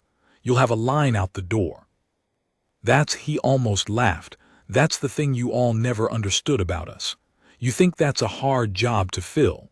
Where I'm from, people wait their whole lives to be picked by something like this. Keld stood in the cold antechamber and looked at the feed for a long time. I'll draft the posting, he said at last. Honestly, as you say, a pause. What would you title it? Jonah thought about it. On the stone beside his boots, Kel shifted in its sleep, the great body settling deeper, the deepest rest 4 systems had ever recorded, rolling on undisturbed under the false bright noon. Sentry, Jonah said, just sentry. Anybody who's the right kind of person'll know what it means. He went back to his puzzle. The rest of them wouldn't answer anyway. For 18 days the Sethant Reserve had something it had never had before, which was a solved problem. And Orendel learned in those 18 days that a solved problem has a texture all its own, quieter, warmer, easy to mistake for permanent. The grotto changed. They took down the blast door theater, because you do not barricade a room a specialist grade walks into every night. They cut a proper access from the antechamber and warmed the water and stopped clearing the ruin of the cradle only because Kel had, on its own, finally begun to nudge the pieces aside. A little each night. The way an animal reclaims a den it has decided to keep. Prael made junior curator and took the grotto as his own charge, and narrated the good numbers to Jonah over the intercom with open pride now instead of fear. Della came down some evenings and sat against the wall with her own book, and Kel tolerated her at a distance, the way an apex tolerates a member of its guardian's pack, not chosen, but permitted, on the boy's account. The depressed band held. The animal ate in the open now, in front of anyone, unbothered, which the old keeper said was the surest sign of all. A thing only eats without watching the door when it has stopped believing the door is its job. Then on the 19th night, Kel would not get up. Jonah noticed before any instrument did the way he'd noticed the first change, the breathing. It had gone shallow, wrong. Not the long, rough breath of deep rest, but something tight and guarded that Jonah hadn't heard since the early nights. And when he came in and said morning, the great head lifted only halfway. And there was a heat coming off the animal he could feel from the chair. A fever heat radiating in the cold room. And when Kel shifted its weight, it favored the left shoulder and made, for the first time since Jonah had known it, a sound of pain. Prael, Jonah said into the intercom, and his voice had changed and Prael was already moving. Get Orendel, something's wrong, it's hot, left shoulder. It won't put weight on it. Orendel came down in the middle of her own night and ran the diagnostics from the safe distance the animal still enforced against everyone but Jonah. And she read the results twice, and she sat back on her heels, and she understood, with the specific horror of a healer watching a thing go wrong for a good reason, exactly what had happened. It's the intake injury, she said. The shoulder. When the seizure crew recovered the pod the collectors had, there was damage, restraint damage, deep. It healed over on the surface, but it never healed underneath, and do you know why it never healed underneath, Rays? Her voice was tight. Because it never rested. Deep healing is work. The body only does it when the animal lets go. Deep rest, the restorative band, the exact thing it refused for 140 days. The wound stayed walled off, dormant, safe, for as long as the animal stayed on guard. And then you came and it finally started sleeping, really sleeping, and its body finally started doing the deep work it had been putting off, and it went straight for the oldest, deepest damage, and it opened it up to heal it properly, and it's infected, and the infection is deep in the shoulder, and it is not going to drain on its own. She looked at the animal, at the heat coming off it. We gave it the ability to heal, and the first thing the healing did was find the thing that could kill it. Jonah's face had gone still and terrible. Can you fix it? Yes. It's not complicated surgery. Drain the abscess, clean it, close it, antibiotics, and it recovers fully. On any other animal, it's an afternoon. Orendel stopped. But, Jonah said. But I cannot do surgery on an apex predator while it's awake, Orendel said. No one can. It has to be sedated, deep, under, completely helpless for at least an hour with 4 surgeons and a machine breathing for it, in a room full of the exact things it has spent its entire life refusing to be: vulnerable, unconscious, surrounded, unable to guard anything, unable to run. She held his eyes. And this animal has never once in its whole life allowed itself to be sedated. It fought the intake sedation so hard the crew nearly lost it, the one time in the hold. It would rather die than be put under among strangers, Rays, and I am not being poetic. I mean that as a clinical prediction. If we try to force sedation on it, the stress alone, on top of the infection, could stop its heart before the drug even lands. And if by some mercy it goes under and wakes up in the middle of surgery, which happens, with a metabolism we've never dosed before, it happens. It will wake up helpless and cut open in a room full of strangers holding blades, and it will do what it does, and people will die, and then it will die. She said the whole thing flat and complete because he deserved it complete. The infection will kill it in 3 days if we don't operate. The operation will kill it, or kill my surgeons, if we can't keep it under and calm. That's the box we're in, that's the whole box. The grotto was silent, except for the wrong, shallow breathing. So it needs somebody to hold the door, Jonah said slowly. While it's under, somebody it trusts enough to let itself go all the way helpless, somebody who can bring it back if it starts to wake up scared. There has never been a sedation like that, Orendel said. Not for an apex. It's not a protocol. It's not been done. To sedate an animal like this successfully, you would need it to lie down and choose to go under, to volunteer for the most vulnerable state of its life, because it believed all the way down that someone was watching the door. She looked at the boy. It would need to trust you more than it trusts its own instinct to never, ever sleep among knives. And I don't know if any bond in the universe is strong enough to ask that, because you'd be asking it to override the one rule that kept it alive its whole life. Don't go under, don't be helpless, don't trust the room. She shook her head slowly. You'd be asking it to trust you against 40,000 years of the wolf's own good sense. It's wolf, not yours. Jonah looked at the animal for a long, long time. The fever heat, the wrong breathing, the great head that had lifted only halfway to greet him. No, he said finally. You've got it backwards too, same as the assessor did. You keep thinking I'd be asking it to trust me against its instinct. He put his hand flat on the burning shoulder, careful of the bad side, and Kel let him and leaned into it and made the low pain sound. I wouldn't be asking it to go against its instinct. Its instinct's the whole reason it'll do it. Its instinct is, find the one who holds the door and let go. That's the instinct. That's the oldest instinct it's got. It never got to use it its whole life because there was never anybody to hold the door, so it turned into never sleep, never trust the room, be the sentry forever. But that's not the deep instinct. That's the scar over the instinct. The deep one underneath, the one it's been waiting its whole life to finally get to use, his voice caught and steadied. The deep one is. It is so tired and it just wants one time to lie down and let somebody else keep watch. That's not me asking it to go against its nature. That's me finally letting it do the thing its nature's been screaming for since the day it was born, the biggest thing on a drowned world. He looked up at Orendel, and his eyes were wet and his voice was flat and certain, the paddock certainty, the 40,000-year certainty. Set up your surgery. Do it in the grotto in the chair spot where it sleeps. Don't force anything. Don't strap it down. I'll get it to lie down on its own, and I'll get it to go under, and I'll sit right there where it can smell me the whole time, and I will hold the door." He wiped his face with the back of his wrist, once, unashamed. "It picked me to keep it safe while it sleeps. This is just the biggest sleep. I'm not gonna be the guy who wasn't there for the big one."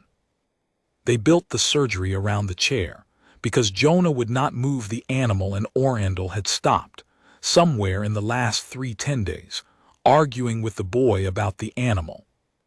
It was the strangest operating theater she had ever assembled, and the only one she would ever be proud of. They brought the field equipment down into the grotto, the breathing machine, the monitor array, the sterile lights that added their own hard white to the sun lamp's false noon, so that the whole cold room blazed like the brightest afternoon of the year. 4 surgeons, all volunteers, all of whom had read the risk brief and come anyway. 2 of them human medics Della had found on the station manifest that no one had known were there, because of course there were more humans. There were always more humans in the places that needed hands that didn't shake. They laid the instrument trays a careful distance back. They did not bring restraints. Orandel had forbidden restraints. If this worked, it would work because the animal chose it. And if it did not work, no restraint the reserve owned would have held anyway. And everyone in the room understood both halves of that and came in regardless. And then they waited at the edges of the bright room, while a 22-year-old sat in a bolted chair beside a feverish monster, and did the only thing that could possibly make the impossible thing happen, which was nothing. He did nothing. He sat and he hummed, tuneless, careless, and he did his crossword by the blazing light with his hand resting on the burning shoulder. And he waited for the animal to be ready, on the animal's own time, because you cannot rush a thing into the most vulnerable moment of its life, and Jonah Reyes had never rushed an animal in his life. It took 2 hours. Orandel logged every minute of it and would keep the log forever. Kel knew. That was the thing none of them could explain afterward, and all of them believed. The animal knew something was going to happen, knew the room was full of strangers and blades, and the sharp, clean smell of the sterile field, knew, with whatever an apex knows, that it was sick, and that the sickness was deep, and that the humans around the edges of its den had come to do something to it while it was helpless. And it did not drive them off. It lay beside the chair, under the boy's hand, and it watched them with the flat second pupil, and it made its slow calculation, the calculation it had been making its whole life. Is this a room I can close my eyes in? And the only thing different, the only thing in 140 days and 40,000 years different, was that this time the answer was leaning against its shoulder, humming an idiot song. At the 2-hour mark, Jonah set down his puzzle book. "All right," he said to the animal softly. "Here's the deal, and I'm only gonna say it once, and I don't know how much you get, but I think you get the part that matters." He kept his hand on the shoulder. "You're sick, in here." He pressed, gentle, on the fevered joint, and Kel's breath hitched. "And these people can fix it, but they can't fix it while you're awake, 'cause you'd never let 'em near it awake, and you're right not to. That's smart, that's kept you alive. So I need you to do the hardest thing you've ever done, harder than the hold. I need you to lie down and go all the way under, all the way, no guard, no door, nothing, in a room full of strangers with knives." His voice was very steady and very low. "And I know that's the one thing you swore you'd never do. I know it's the thing they broke you trying to make you do back in the hold. I'm not them. I'm not gonna make you. I'm asking you." He shifted so the animal could see his face, so the slate eyes and the wet, dark human eyes were level. "You picked me to hold the door. This is me telling you the door's held. Go under. I've got it.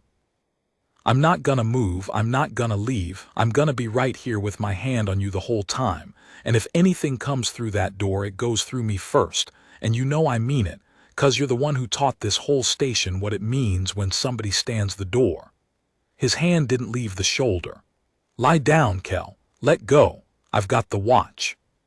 First time in your life somebody else has got the watch. Lie down and sleep and let 'em fix you.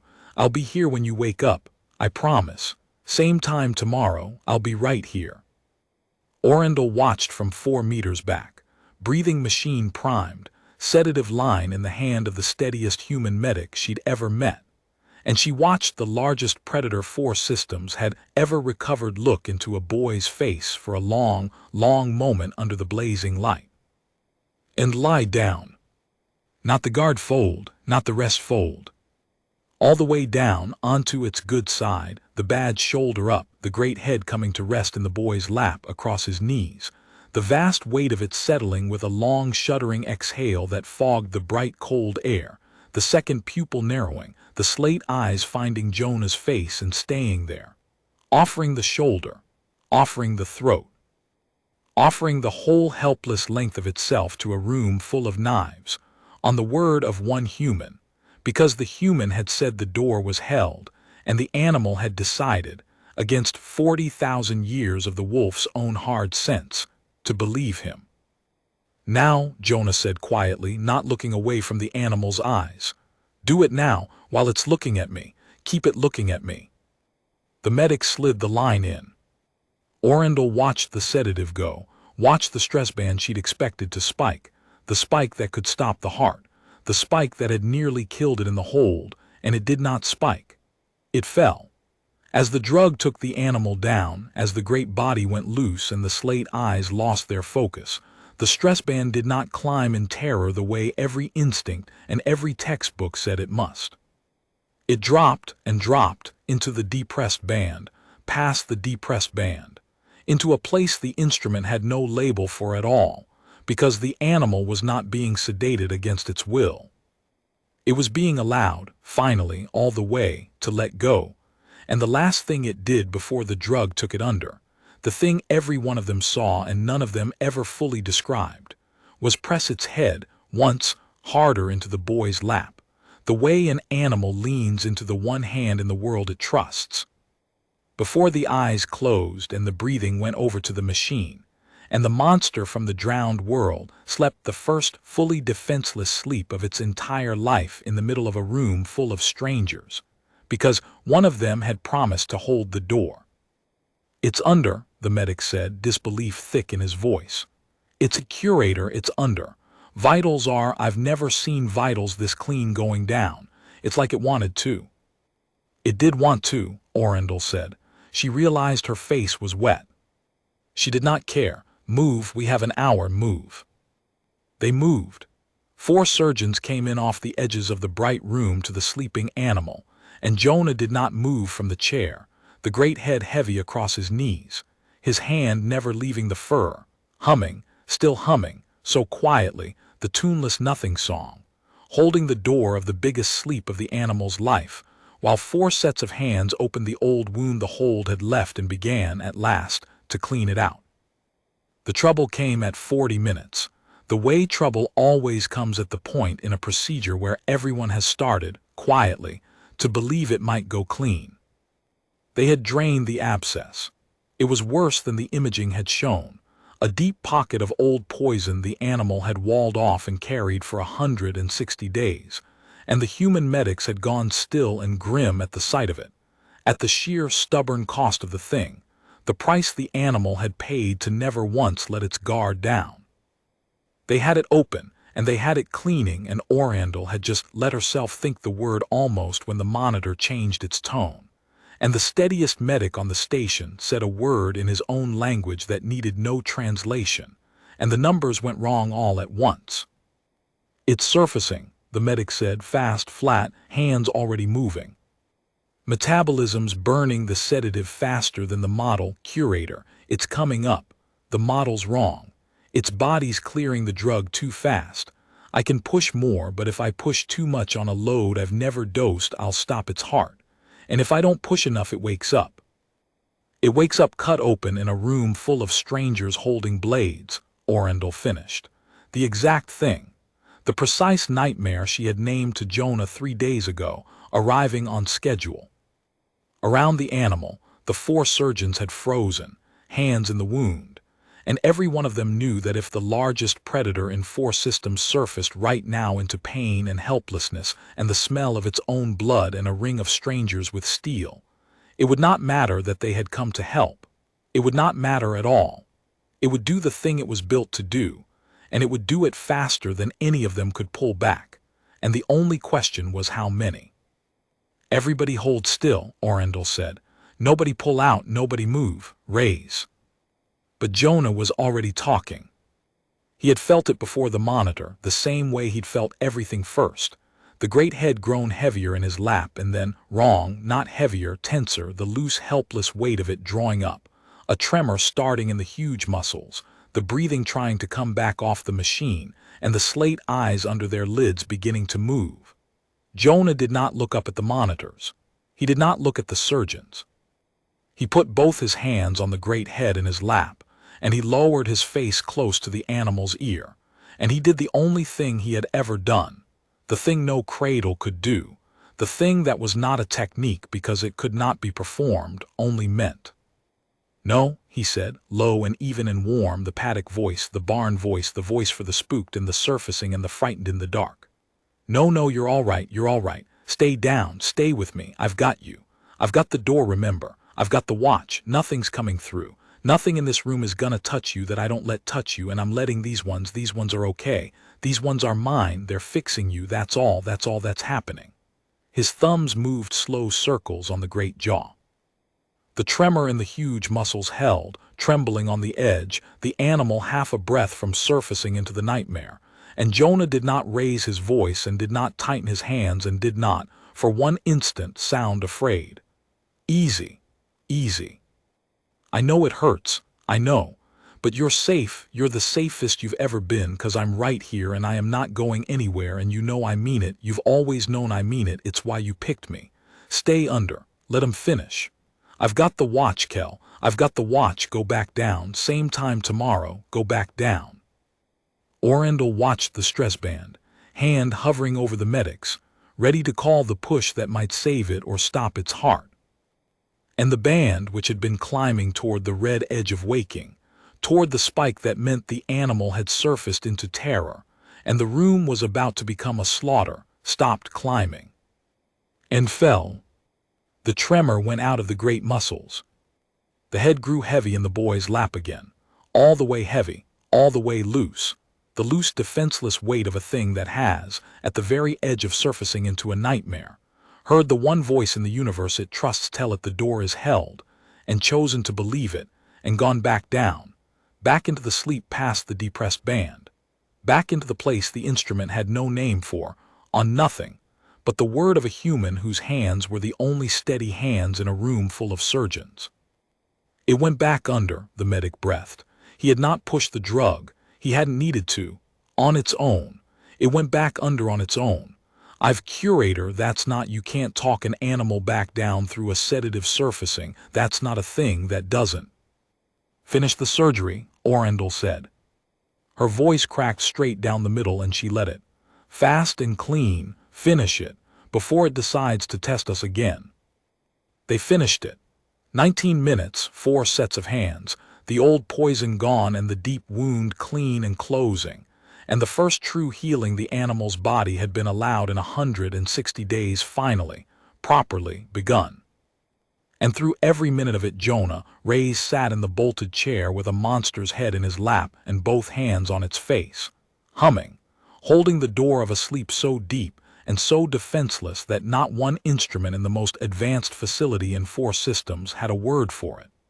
The sleep in Apex sleeps exactly once in its life, if it is very lucky, if it is very tired. If it finds against all the odds of a hard universe, the one creature it will let stand watch, while it lays its whole helpless self down in a room full of knives. When they closed the last of it and pulled their hands back and stepped away, the 4 surgeons, 2 of them Alani, 2 of them human, did a thing that was not in any protocol and that Orendel did not stop. They stood back from the sleeping animal and they were quiet, and one of the human medics, the steady one, looked at the boy holding the monster's head in his lap under the blazing false noon, and said, softly, in the plain human way, the thing that Orendel would carry out of that room and never set down. "On our world," he said, We bury the ones who did this, the sheepdogs, the old horses, the ones who stood the door. We bury them like people, 'cause they were. He looked at Kel, sleeping the impossible sleep. First time I ever saw it go the other way, though. First time I ever saw the monster lie down and trust the man to stand the door for it. He shook his head slowly. Didn't know it went both ways. Guess it always did. Guess we just never had one big enough to show us. Jonah didn't look up. He kept humming. He kept his hands on the sleeping head, and he held the door until the animal woke. Kel woke 4 hours later in the chair spot in the false bright noon, and the first thing it did, before it lifted its head, before it tested the mended shoulder, before it registered the machines or the smell of the surgery still in the room, was open its eyes and find the boy. Jonah was still there. He hadn't moved. His legs had gone numb under the weight of the great head an hour ago, and he had not moved, because he had said he would be there when it woke, and he was not going to be a liar to a monster that had trusted him with its whole helpless life. The slate eyes came open, unfocused, then focusing, then finding his face, and Jonah watched the animal understand in whatever way an animal understands the enormous fact of the thing, that it had lain all the way down, all the way defenseless in a room full of strangers with knives, and that it had gone under and it had surfaced and gone under again, and that it had woken up and nothing had come through the door, and the thing it had been promised had been true. The low rolling chest sound started up, ragged and weak but unmistakable, and Kel pressed its head, once, into the boy's numb lap, the way it had pressed going under, and Jonah put his forehead down against the great skull and let out a breath he felt like he'd been holding for 160 days. "Told you," he said, muffled into the fur. "Told you I'd be here. Same time tomorrow, you big idiot. Every tomorrow, told you." Orindel logged it from 4 meters back and did not trust herself to speak, and Prail, at the console, quietly turned off the feed to the gallery for a few minutes, because some things a boy and an animal are owed without an audience, and it was the second bravest thing he ever did at the Seventh Reserve, and this time he understood exactly why. The shoulder healed clean. Within a 10-day Kel was putting full weight on it. Within 2 it was moving through the grotto with the old folding silence and none of the old guarded misery, and the depressed band, the band 4 systems of engineering had failed to move, became simply the animal's ordinary sleep, nightly, unremarkable, the way it was supposed to be. Orindel caught herself, more than once, watching the boring flat readout of a monster sleeping normally and feeling something close to joy at how boring it was. The change had cost the animal something to earn, and it had changed the animal in the earning. That was the part the welfare texts never prepared you for, that a creature which learns, once, all the way down, that it can be helpless and survive it, is not the same creature afterward. Kel let the human medics near it now, at a distance on Jonah's account, tolerated Orindel's examinations with a wary patience it had never had, ate in the open, slept in the deep band, and did the thing that undid Orindel completely the first time she saw it. It began, on its own, to watch Jonah sleep. Because Jonah slept in the grotto now some nights, when the shifts ran long, a proper cot they'd brought down, the chair kept for waking hours. And Orindel came in one early morning and found the boy asleep on the cot, and the monster from the drowned world lying alongside it, awake, head up, the flat second pupil sweeping the room, guarding the human, keeping the watch, holding the door for the one who had held it first, taking its turn. That was the moment Orindel finally, fully understood the thing Della had said in the gallery, the 40,000-year thing. It went both ways. It had always gone both ways. The human held the door so the monster could sleep, and then the monster held the door so the human could sleep. And that not comfort, not taming, not a mechanism anyone could bottle was the whole ancient bargain, struck across a fire on a death world and struck again now across a cold, bright grotto 4 systems away, unchanged in all its parts. She stood in the doorway and watched an apex predator stand watch over a sleeping boy, and she thought about the 11 other animals in conquered research housing, asleep against their will, waiting to be measured for a tameness they would never have, and she thought, we could give every one of them this. If we were brave enough to ask the right species, if we stopped trying to build the cradle and started trying to find the hands. Marev's report reached the directorate a 10-day after the surgery, and it did not do what anyone expected, which was to hedge. Orendel got a copy because Marev sent it to her personally, with a 2-line note. Adjunct Marev did not write personal notes. The report was titled, in the flat font of Concord Welfare Doctrine, on the Mies classification of guardian-bonded apex fauna and recommendations for remediation, and it opened with a sentence that Orendel read 4 times because she could not believe a directorate assessor had committed it to a permanent record. I have spent a career signing determinations that I now believe were errors. The report began, because I was measuring for the wrong thing, and no one had shown me a working animal to measure the difference. It went on for 40 pages. It reconstructed the disposition framework from the ground up.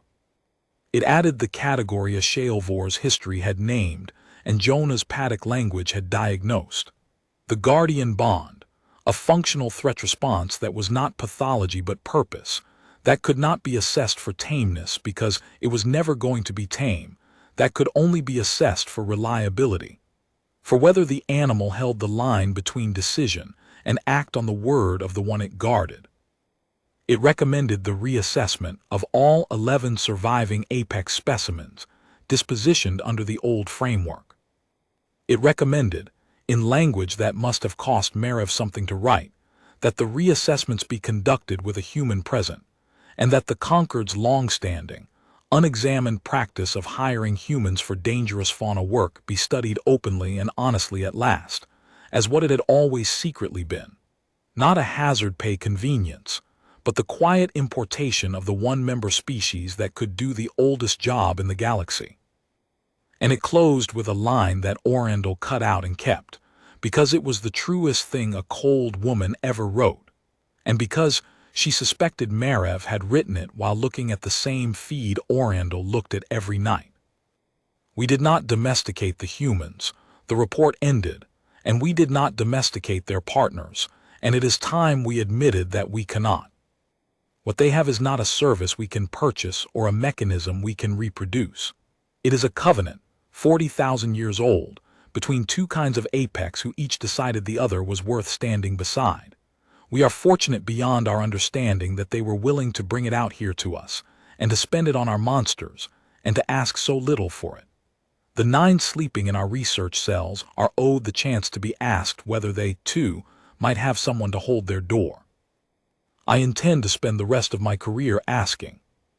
Keld read it aloud at the morning brief, the whole gallery silent, the sun bars moving across the glass floor, and when he finished he set the slate down and looked at his staff and said, in the flat administrative voice that Orendel had learned to hear the feeling under, the posting went out to the human homeworld yesterday. Ray's helped me write it. It is titled Sentry. As of this morning we have received 4,006 applications. He paused. The directorate's projection was 40. Nobody laughed. It was too large to laugh at. 4,006, Keld said again, quietly, as if he were still getting the size of it. For 9 sleeping monsters. From a world we filed under hazard pay. He looked down through the glass floor at the healed animals in the light, and then, Orendel thought, a little past them at something further off. I have run this reserve for 11 years believing our work was to fix broken things. I think I had it backwards the whole time. I think our work was to find the ones who were never broken, and stop measuring them for a shape they were never going to be, and ask them what they actually needed. A pause.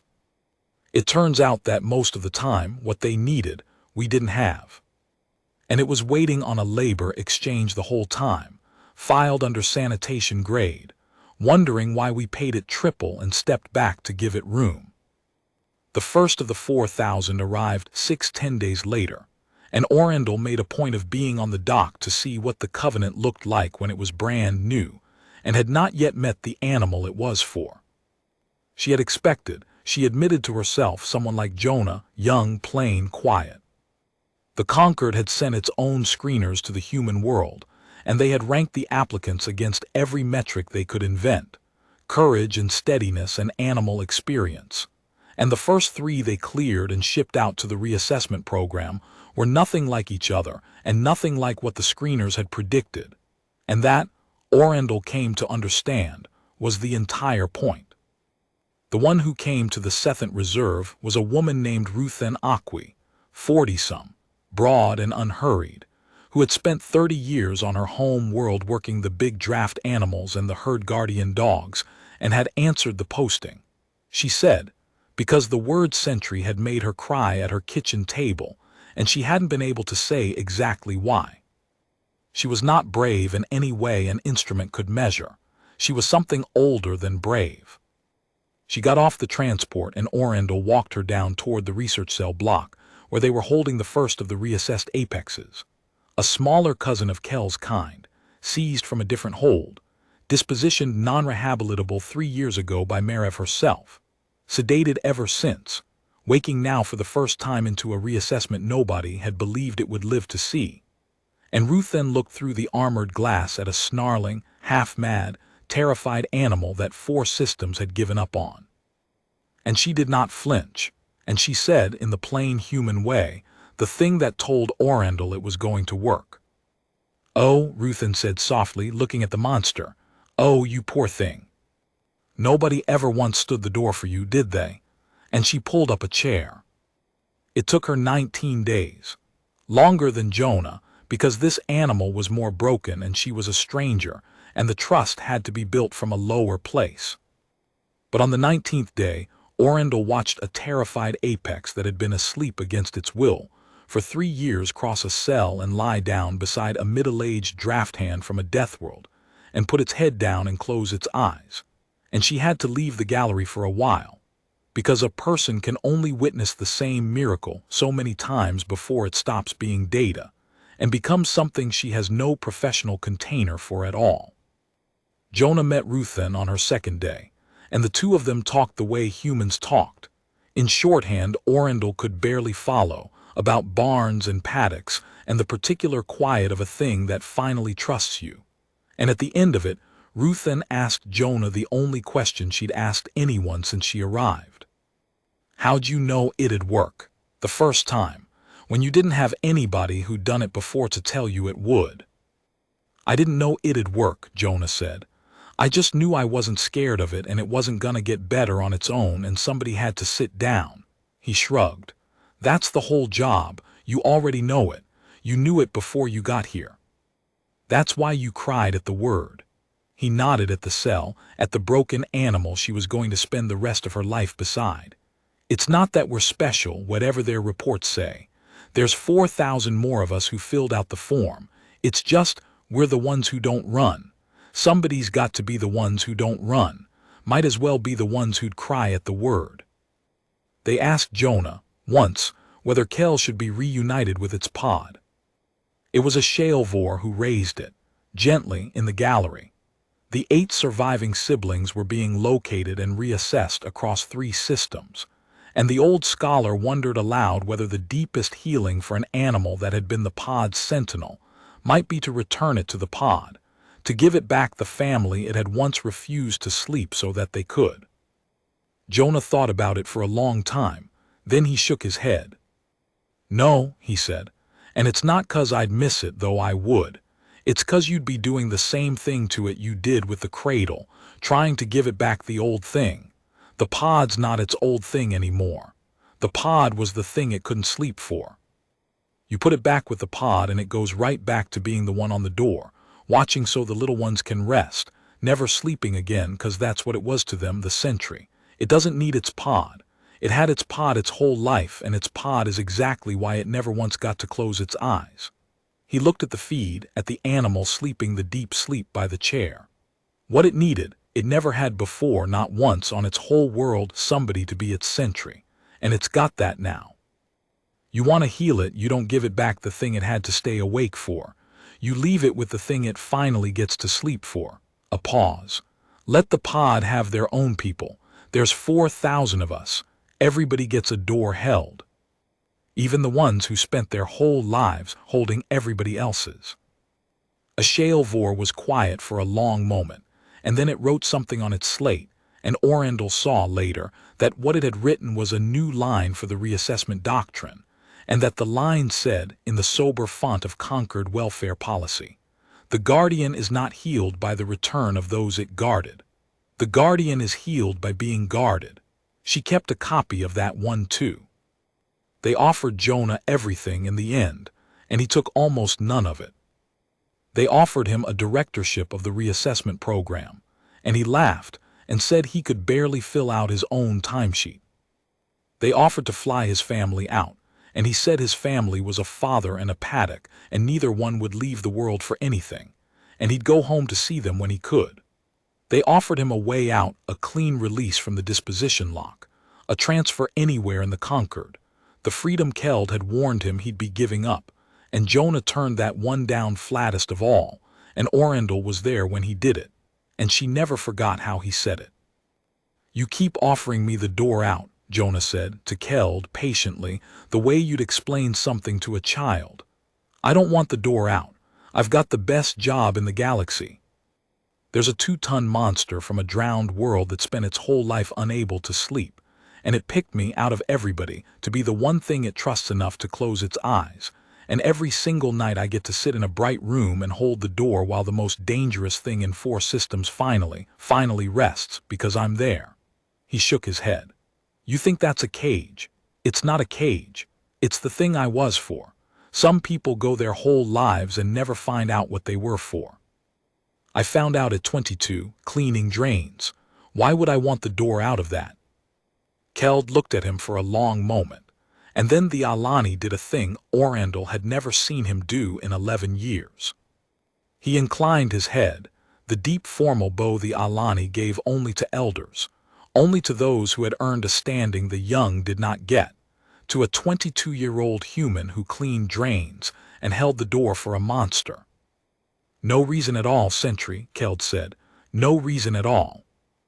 The first time Keld left the grotto, Orendel nearly stopped it, and was glad afterward for the rest of her life that she had not. It was Jonah's idea, which meant it was barely an idea at all, just a thing he did. He'd finished the shift.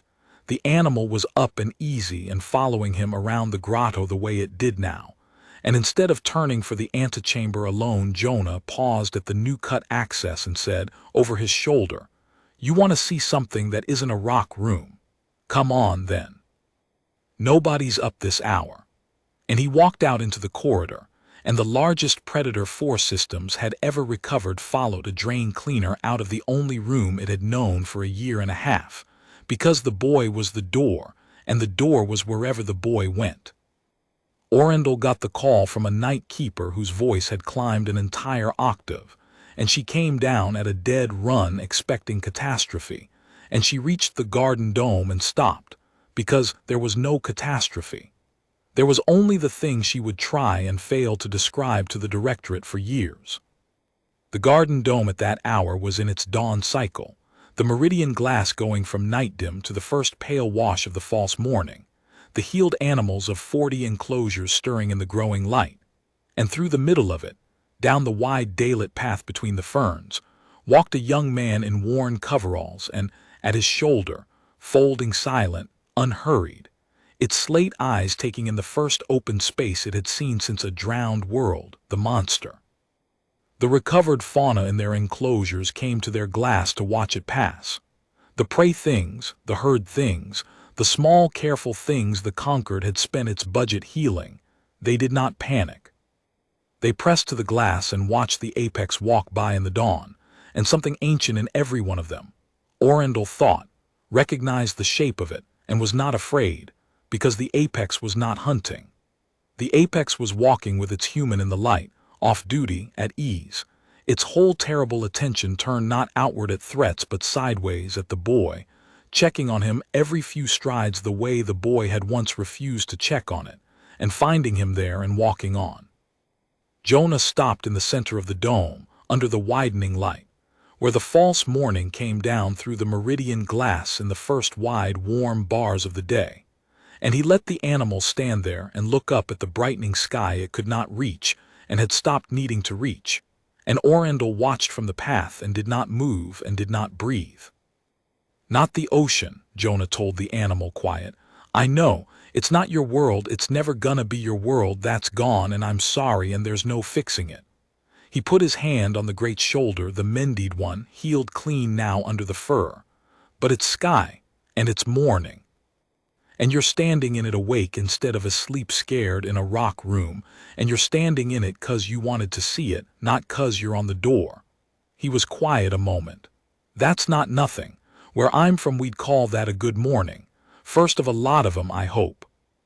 The animal stood in the light a while. Then it did a thing Orendel had never seen it do, a thing no instrument in the reserve had a label for, and no keeper had a precedent for, a thing that belonged to no protocol and no doctrine, and no report she would ever manage to write. It lowered its great head in the first bar of the false morning, and it leaned the whole enormous weight of it, gently, against the young man's chest, and it held there, breathing the long, easy breath, eyes half-lidded in the light, and Jonah wrapped both arms as far around the massive skull as they'd go and put his forehead down against it, and the two of them stood in the middle of the daylit dome in the growing morning, the monster and the drain cleaner, while 40 enclosures of healed things watched. And the light came up around them slow and gold and total. Orendel logged it later as ambulatory enrichment, voluntary first instance, because there was no other field to put it in. But she kept, in a place that was not the file, in the place where a person keeps the things too true for a record, the real name of what she had watched, which was simpler than any doctrine and older than the conquered, and the only thing, in the end, that the whole long story had ever been about. An animal that never once got to rest, standing awake and unafraid in the morning light, because it had finally been allowed to stop keeping watch. And the one who had let it, who had walked into the worst room on the station with a rake over his shoulder, and turned his back and hummed and refused, simply refused, to be afraid of a thing everyone else had given up on, standing there in the dawn with his arms around a monster's head, holding the door, the way his kind had held it for 40,000 years, the way they would go on holding it, out here now, for every sleepless apex in a cold, bright galaxy that had finally learned to ask. A standard year on, Prael, senior curator Prael now, with the grotto and 3 of the reassessment cells under his charge, and a steadiness in his hands that the frightened junior of a year ago would not have recognized, gave the tour to the delegation, and learned all over again what the pairing looked like to people seeing it for the first time. The delegation was the largest the Sethant Reserve had ever hosted. Directorate grandees, welfare ministers from 4 systems, a Sethan archivist recording it all, and at the center of them an actual conquered prime counselor, robed and gilded and attended, the single most powerful being any of them would ever stand near. They had come because the Sentry program had become the thing the conquered could not stop talking about. 9 apexes rehabilitated in a year, a framework rewritten, a whole quiet species revealed to have been holding the oldest job in the galaxy under the conquered's nose the entire time, and they had come in the end to see the first one. The pairing that started it, the boy and the monster. Prael walked them down to the grotto in the false bright noon, and watched the most powerful beings in 4 systems arrange themselves at the glass with all their gravity and their guilt, and he watched Kel, on the other side of the glass, not look at them. That was the thing that undid the Prime Counselor. Prael would tell it for years afterward. Not fear, not aggression, indifference.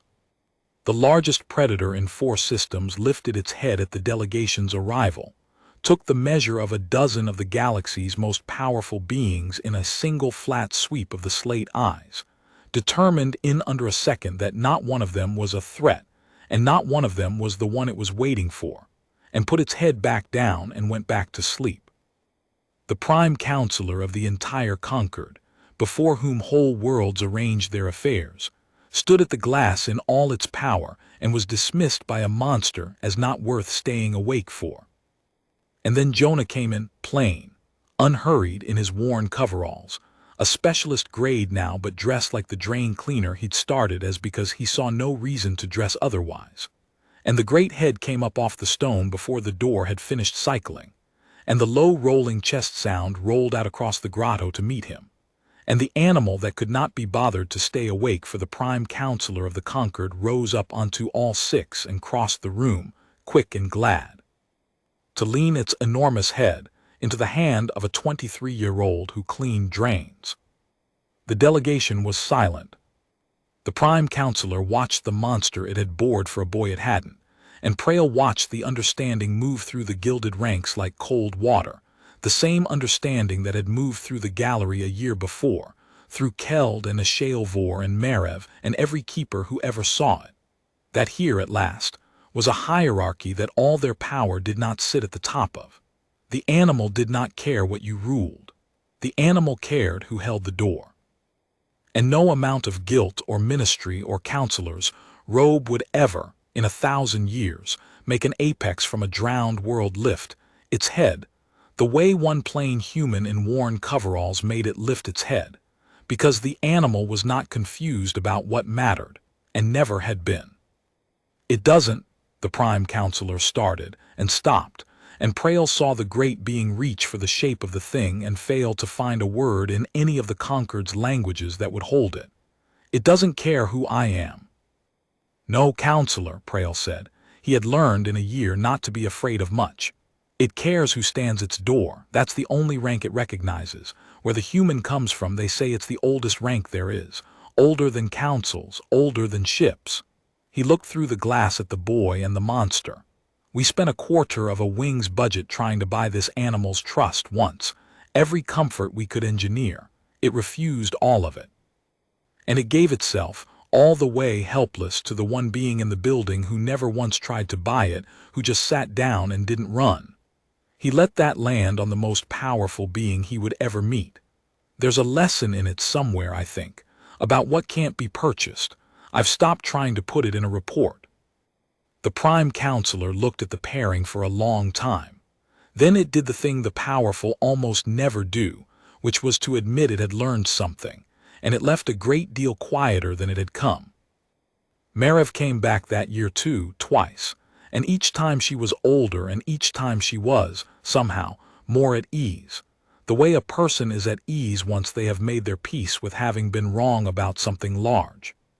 She ran the reassessment program from the directorate now. She had reversed all 9 of her own transfers and 4 of her colleagues, and she had begun, she told Orandel over the long light of the garden dome, to sleep better herself, which she had not expected and did not entirely understand. I keep a list, she told Orandel. The 9 I dispositioned before, the ones I signed, I thought keeping it would be a penance. It isn't. It's she searched for it, this cold woman who had rebuilt herself around a fact she couldn't bottle. It's a door I hold now. I stay awake with the list so that no one else gets signed the way they were signed.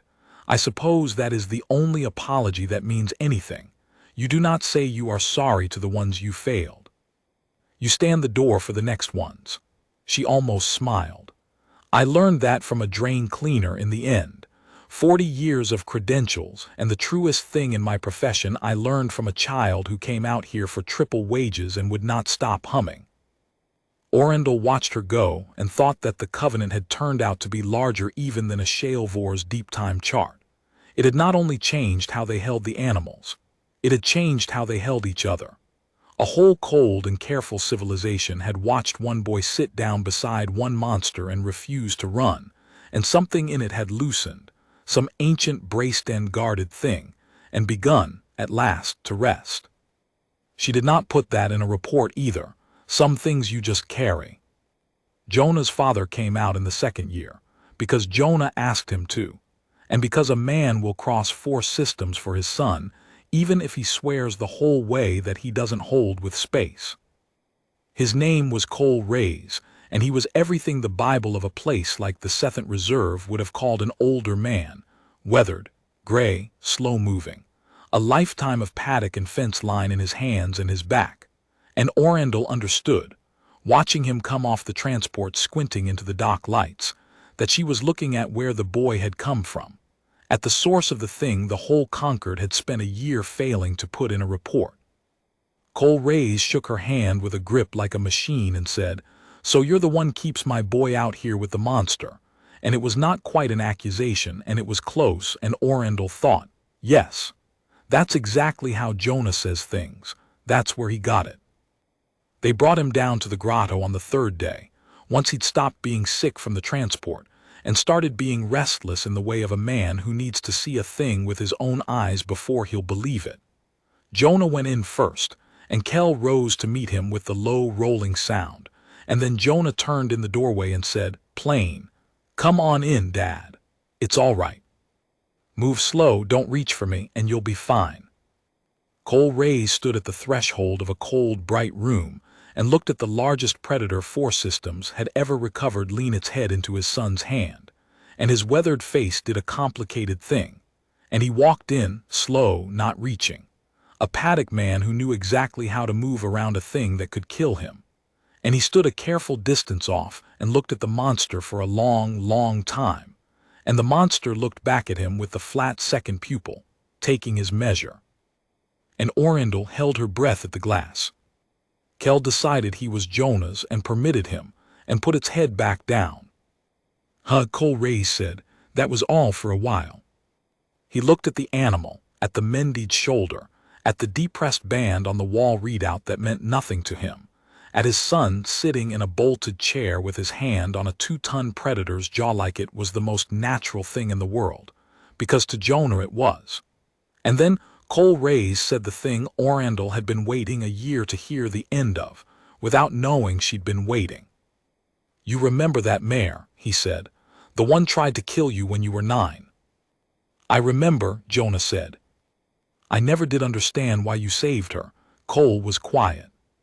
26 years old, mean as anything, useless, and you sat in that paddock a month till she put her head on your shoulder, and I kept saying, that horse tried to kill you, why in God's name would you save it? He looked at the monster from the drowned world, asleep now under his son's hand. "I think I finally get it. Took me coming to the far end of the galaxy to see it done big enough. She didn't try to kill you, did she? Back then. She was just nobody'd ever stood in the paddock with her. Ever not run." His voice had gone rough. "You always could see that, even at 9. You could always see the thing everybody else was too scared to stand next to, and you just sit down." He shook his gray head slowly. "I spent your whole childhood thinking you were reckless." "You weren't reckless. You were just the one who wouldn't run. I'm sorry I called it reckless. I should have called it what it was." "What was it?" Jonah said quietly.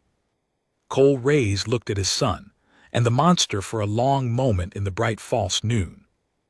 "A gift," he said, "the oldest one we've got.